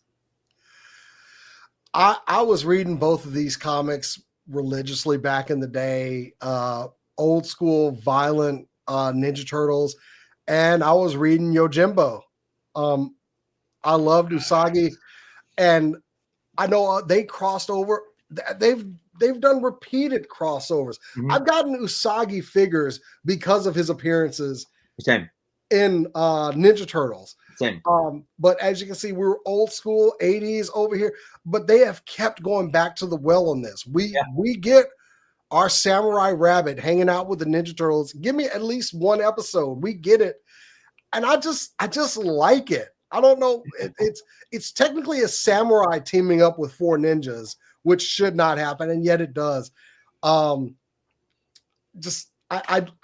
have personal reasons for liking this. I've always loved Usagi Yojimbo, and I love the old school Ninja Turtles. So anytime you can combine two things that I really love like this, and I didn't ask for it, I didn't want it, but after I got it, I knew I needed it. I am actually looking at my black and white Usagi Yojimbo NECA figure that came out like 2 or 3 years ago, signed and sketched on by Stan Sakai. No way. Yeah. Wow. Actually, That's insane. But I love that you've got like several different images because they also did it in the cartoons, both the 90s cartoon and the early 2000 one that came out. They did an episode with our Samurai Rabbit. And dude, that 2002, 2003 Turtle series is my favorite. Yes. That one is my all-time favorite. Here you go, Gene. Boom. Uh-huh. Look at that. And he drew. Oh my God. Yo, look at those portraits, too, man. And he's got his little what? Yeah. Wow. The one of the sweetest. You need to put that down and stop touching it. Sorry. I will not stop touching it. I don't have any. Put on some gloves before you touch that. I know. I think the only 2 figures I have signed were my Mach 1 from the Thunderbolt. I got by Mark Begley, and Iron Man by Sean Chen during the Kurt Busiek era, the Renaissance armor, which is like my all-time favorite Iron Man armor. I've got the Origins Skeletor signed by Alan Oppenheimer. Holy crap! Wow. Oh, dude, no, dude. Remind me. I'll tell you the story about when like my buddy Steve and I were at PowerCon, and we were waiting like for it to end, and we're just chilling in the lobby, and he looks at me and goes, "Dude, isn't that Alan Oppenheimer?" I'm like, "It is." Let's go say we chat with him for like 30 minutes. So everything is badass. I've got Gambit signed by Chris Claremont. I've got Gideon signed by Giancarlo Esposito. I've got Bo-Katan signed by Katie Sackhoff. Katie Sackhoff. She's a sweetheart. She was so nice. I've got I got like 2 other figures signed by people. It's wow. Yeah, it's dope. It's dope. Okay. So let's see. Those are your number 5. Yeah, I love these. These are fantastic. Your number 4 is another badass fucking one. I gotta give it to you, Jason. It's Batman and the Teenage Mutant Ninja Turtles. Yes. They went to the well on this one, comics and animated. Mm-hmm. Anytime they looking to cash in again, they knew something worked, so they want to go for it again. I really like the comic, but seeing them animated on screen was an especially great treat. Okay. Yeah. Dude, that Batman Shredder fight. That Batman Shredder fight. Ooh, like, I'm not even a Batman fan, but I'm like, Bruce whooped that fool. Dude, Shredder put it on him at first. But then Batman's like, hold on, this dude know how to fight. Like, Bruce put them hands on him, man. And the animation, when the fight choreography, like when Shredder actually realizes at some point, wait a second, this guy can handle himself. Mm-hmm. Yep. And I mean, we had the humor. Batman just washing all 4 turtles at the beginning. Yeah. Which should have happened. He beat all of them, and it was not even close. No, it wasn't. It felt right. Mikey and Damian fighting. There are just so many gems in the animated movie. Yeah. And we got figures. We got figures of these guys. So I still need them. I still need those figures. Tinian. It was Tinian and Freddie Williams doing the art in the books. I love those crossovers. Yeah, a funny story. Myself and 2 animation, 2 friends that work in animation, we were gonna put together a little sizzle reel as an unofficial sequel to this: Ninja Turtles versus Deathstroke. Ooh, Yeah. that'd be dope. ooh. Just like go on. I don't know if I want that. I like my turtles. Oh man, Somebody's getting hurt. So much fun. We were gonna try to pitch that to do that story, and then we wanted to utilize the current era Teen Titans, so Damian Wayne, Wallace West, Flash, Emiko Queen, Red Arrow. Yeah. but that project never went anywhere. So I'm so disappointed. That would have been amazing. Okay, so this is your number 4. This is fantastic. My number 3, Fatal Attractions. Look, I'm a huge X fan. Like, my last ones are all X. The Fatal Attractions, I was in 7th grade? No. Was I junior high when this came out? 93. I was 93, yeah. I was in 5th. Maybe I was in 5th grade. I was 11. I was following X-Men heavily during this time, so yeah. Dude, like, the fact that we got this cable, right? This Magneto Wolverine, and like the way that it was written was so like Shakespearean. It's like this is and what's funny is as a kid you're like, oh, why did Magneto do this? But then you go back as an adult and like, oh, that's why he wanted to destroy the Earth, because of Genosha. That makes sense. Like, Magneto was right. Like, he's kind of been like, I mean, right? And then, but like this part, like, when he's like, kind of like Gene with Mystique, he's like, you've killed too many. Like, nope, like, I'm shutting you down. And like the scene I don't have in here, the clip I don't have is when, it was in 304 at Ileana's funeral, where Bishop is like attacking the acolytes. Colossus like metals up and like smashes Bishop. Like, nah, I'm done. Yeah. I remember that crossover. My favorite parts were this one, the Wolverine issue after this, and the one that doesn't get spoken of enough, the part 1, the X Factor issue. Yes. Like, where they find out Val Cooper was part of Project Wide Awake the whole time, and they found out how deep it was, and that program, and I think that was that Exodus's first full appearance? Yes.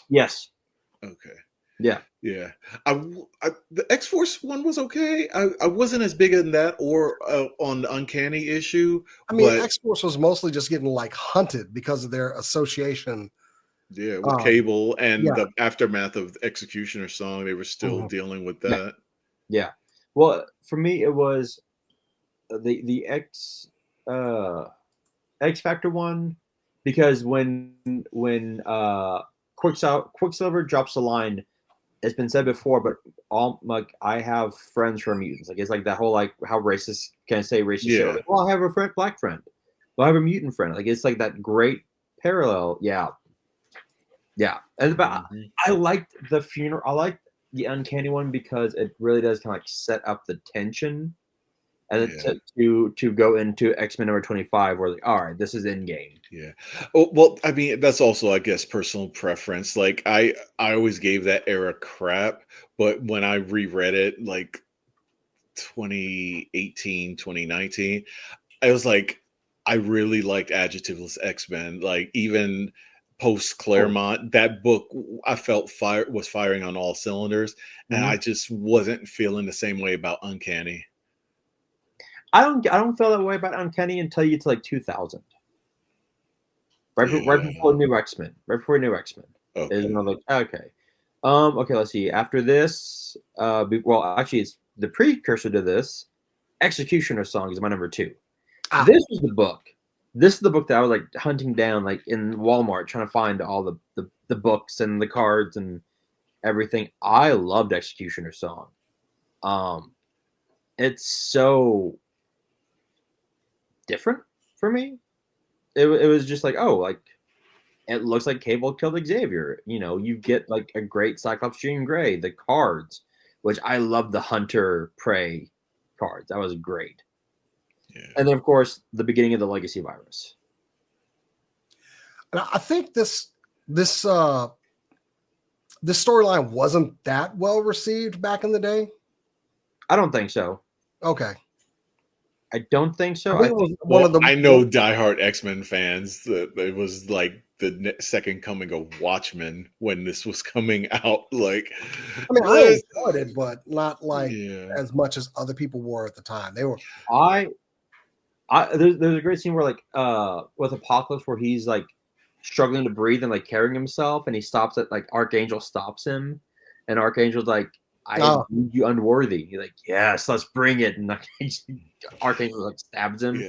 Yeah. I think my only issue with that particular story, I think it was just a lot going on. Was you had Strife, you had Apocalypse, you had Mr. Sinister. I almost think it was a little too much.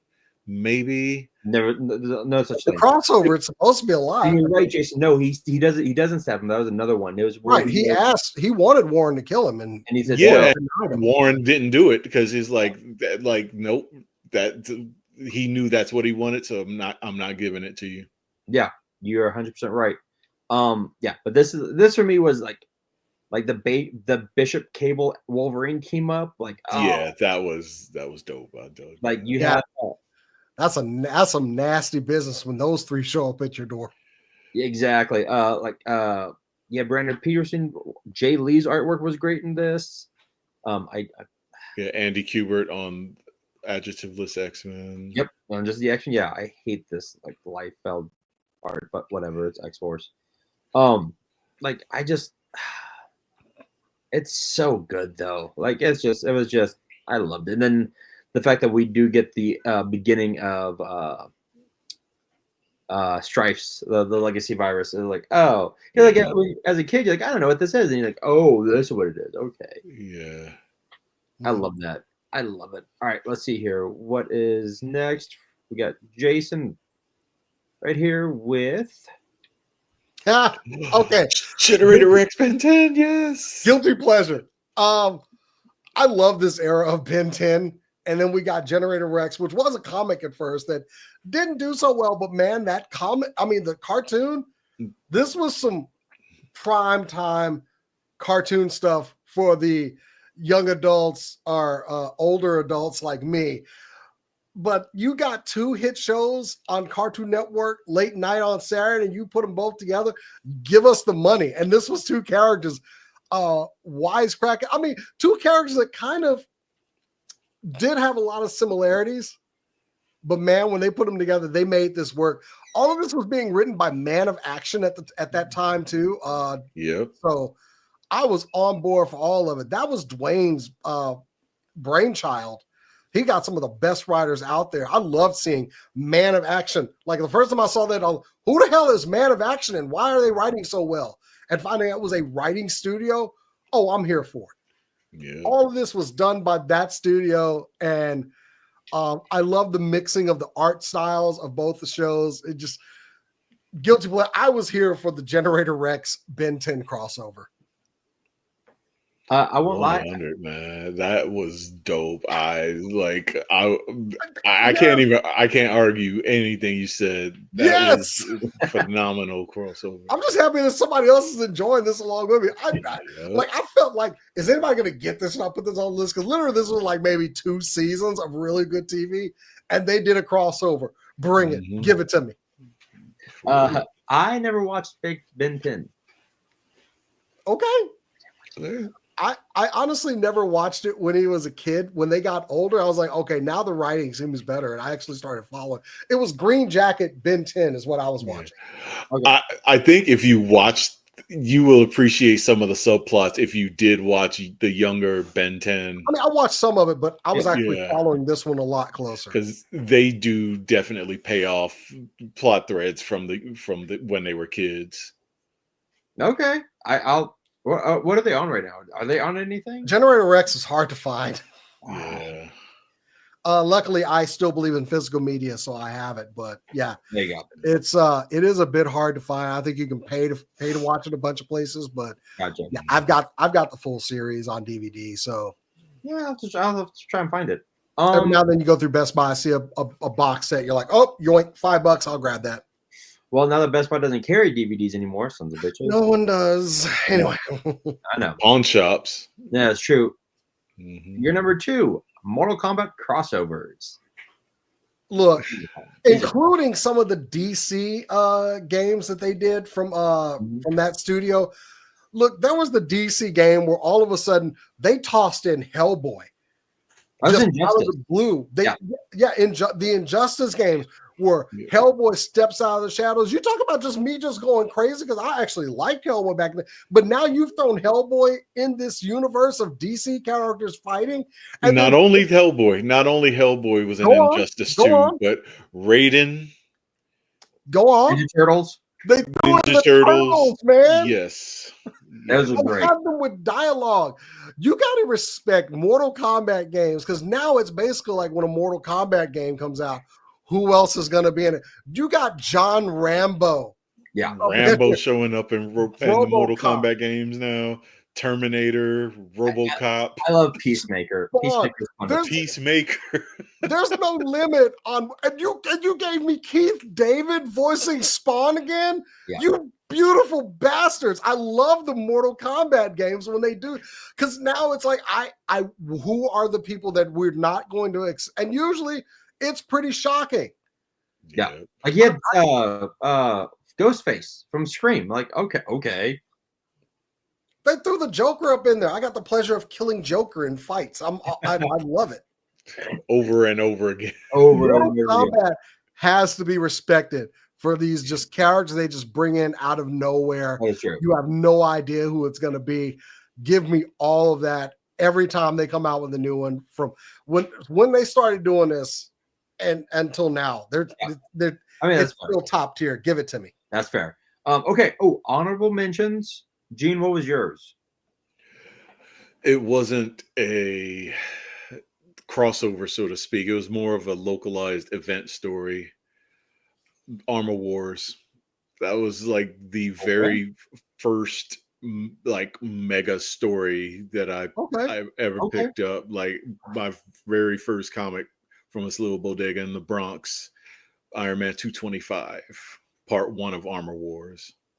Literally my very first comic. So from that point on, that's why I was such a diehard Iron Man fan. It's like big people in big armor suits beating the piss out of each other. Okay. And it's like as I got older, I appreciated the blood spilled with my sword parable that is littered throughout every major Iron Man arc, basically. Fair. Also, Tony just realized that he made some mistakes in that story too. Good choice for an honorable mention. No joke. Jason, what's yours? My honorable mention was quite ridiculous. It was Punisher and Archie. No, it's not ridiculous. That story was amazing.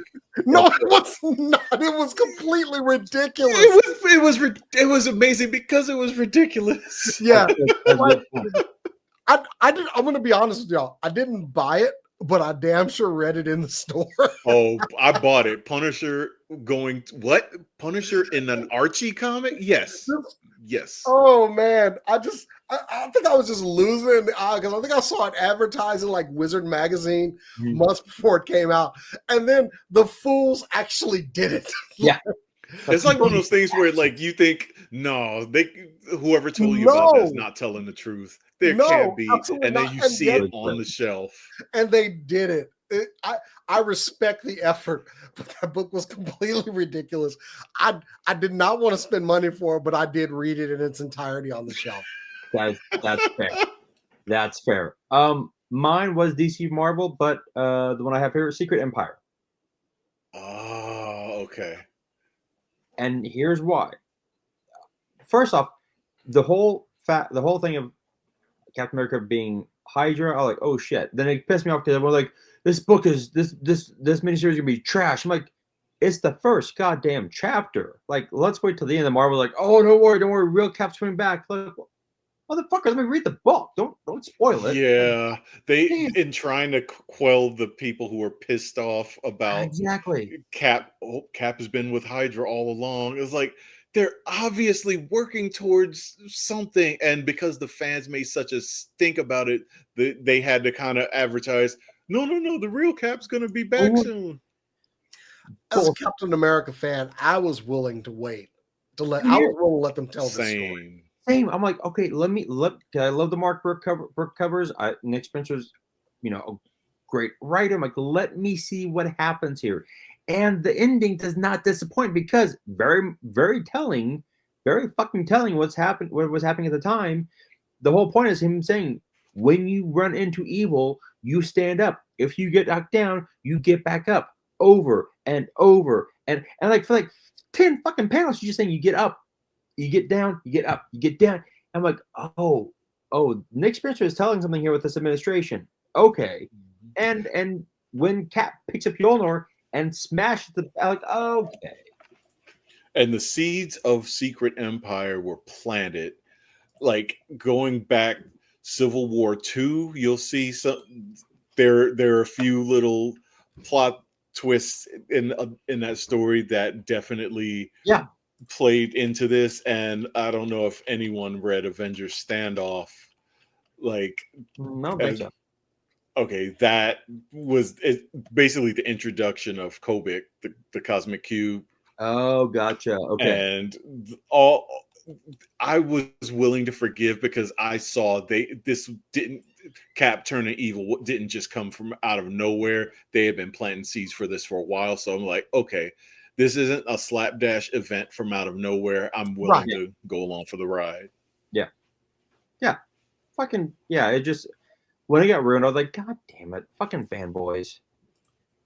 My number one, before we get to Jason's number one, is Age of Apocalypse. 1995. Yes. Good year. Seeing the, like, when you used to see, like, what books are coming out and like, oh, the end of Marvel, or the end of the X-Men are here. I'm like, wait, what? And they did it. Like, they like stopped every book. Like, Marvel shut down and became Age of Apocalypse. Like, it was fantastic. Like, Age of Apocalypse was so damn good. So damn good.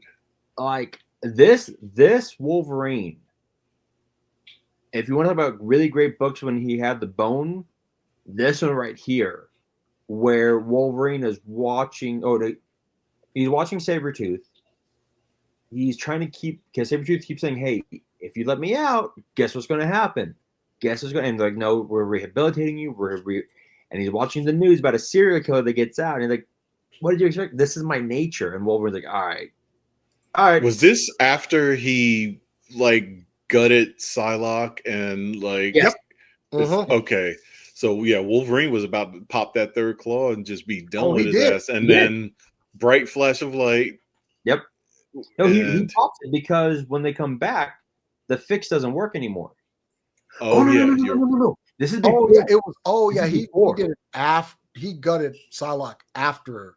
Yeah, because Psylocke that was after. Psylocke went to go do the fix to calm him down, and it didn't work. He's like, it didn't work anymore. And she side-knifed him, and he was. There was some good stuff leading up to this, especially Iceman hitting Omega level. Yes. In the fight with Legion. So there was some good stuff leading up to Age of Extinction. Yeah, this started with this is so many damn good things. Havoc and having his brood with like the Guthries and Beast and him hating Cyclops, and the fact that it ended. Went back to it with a nuclear holocaust that destroyed the Earth. Like, everything about it. There was Bishop being the one guy that remembers the world as it old man was Bishop supposed to be. Yep. I loved Nightcrawler was fucking vicious in this. We had Excalibur, which was based off the book. The bullet. When he teleports Deadpool's head off, like that's insane. I loved Sabretooth being good. I thought that was a great point. I liked Storm being married to Banshee. And we got some characters introduced in here that are still in Marvel. Like we got this version of Morph. Yep. Blink. Yep. Yeah, Blink became the character that no one expected to become like a cult icon, and did. Yeah.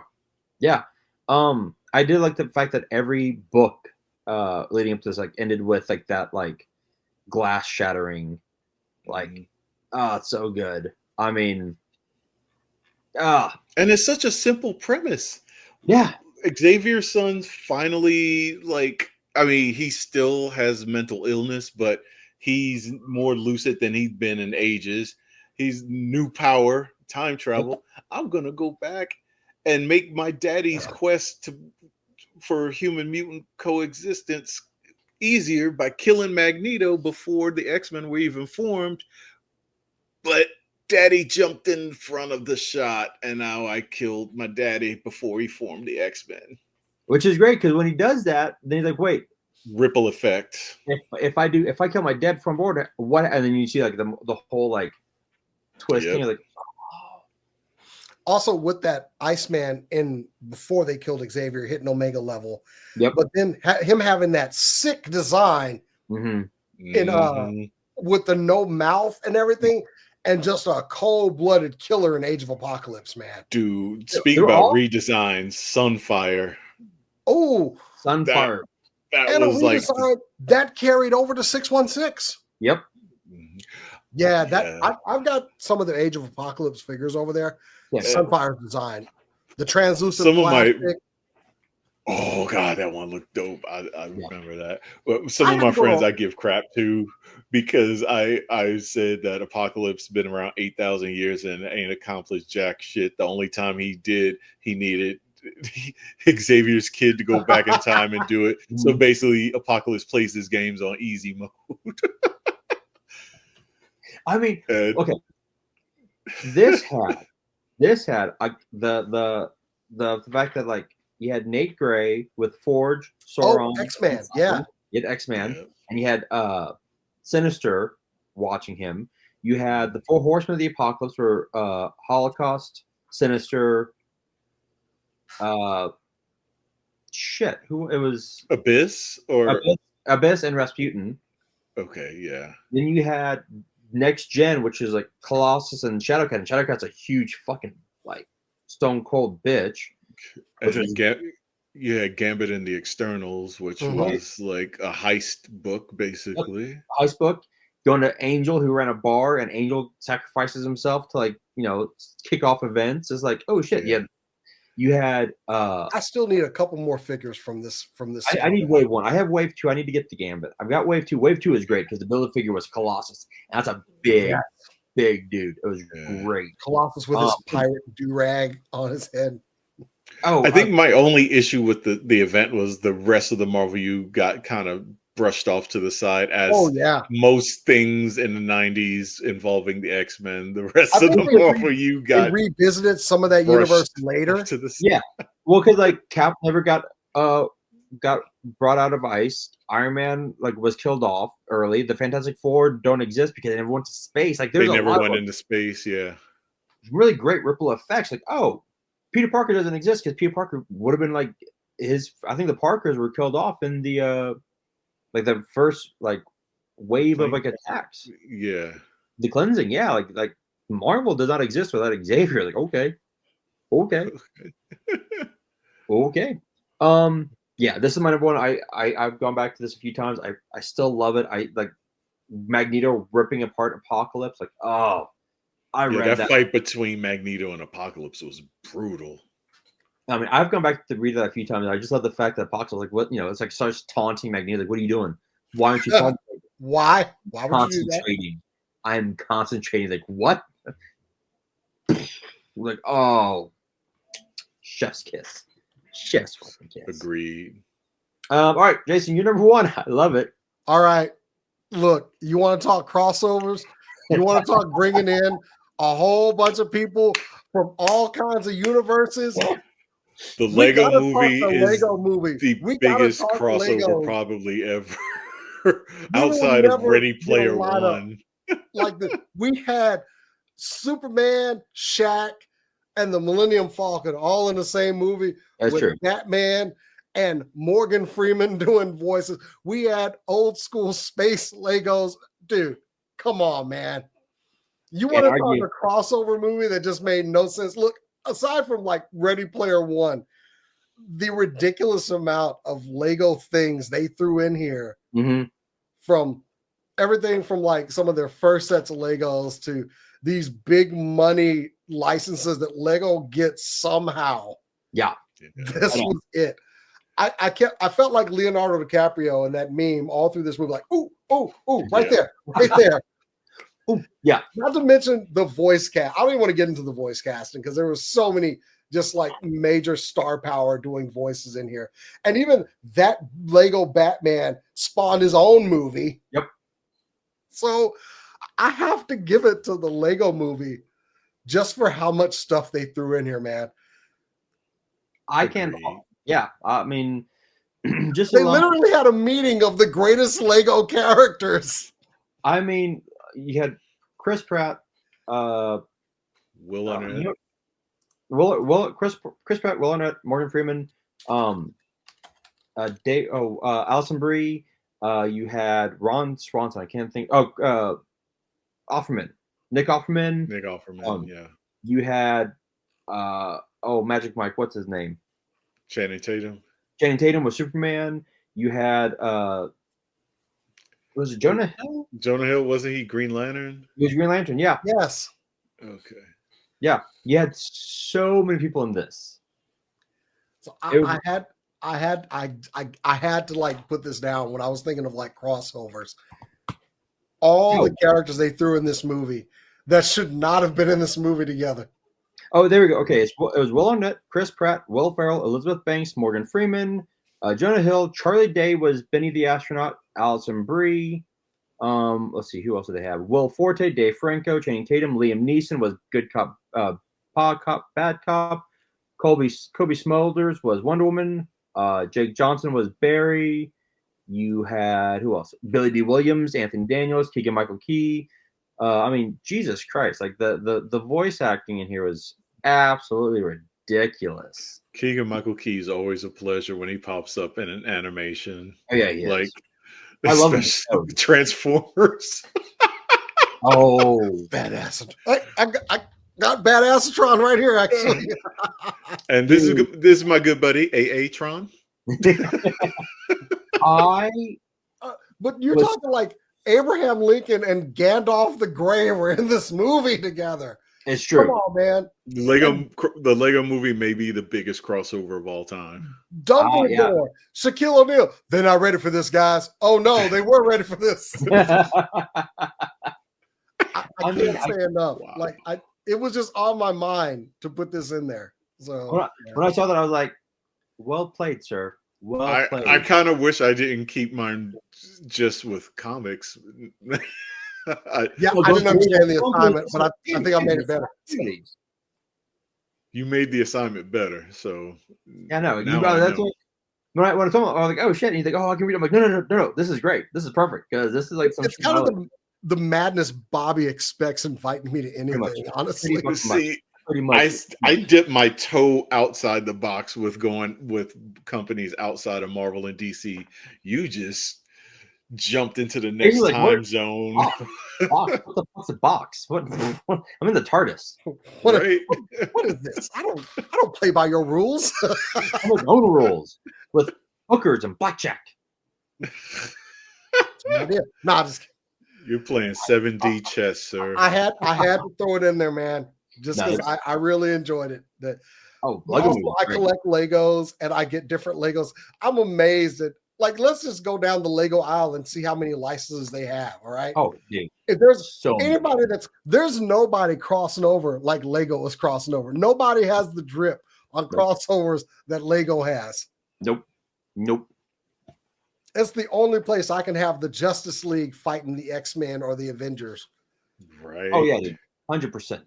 100%. Yeah. Screw Marvel Legends and McFarlane's company. I've got to scale Marvel and DC characters. I can have down leaked out with Lego. That's true. Okay, guys. This was amazing. I thought we were gonna do I was hoping like can we do an hour and a half? And almost 3 hours later, it's just easy. You put three nerds in a room together, or 3 nerds on a podcast together. We're gonna make it happen. I have to come with another topic worthy of you two. That is it for this episode. I don't know what we're gonna do next because I gotta think of something exciting. But Gene, again, tell them where they can find you and when your book comes out and where to find your book. Okay. You can find me on X at Gene Selassie, Instagram, Gene_Selassie, and Blue Sky at, oh dear. Yeah. Where is that pesky Blue Sky? There we go, at GeneSelassie.bsky.social.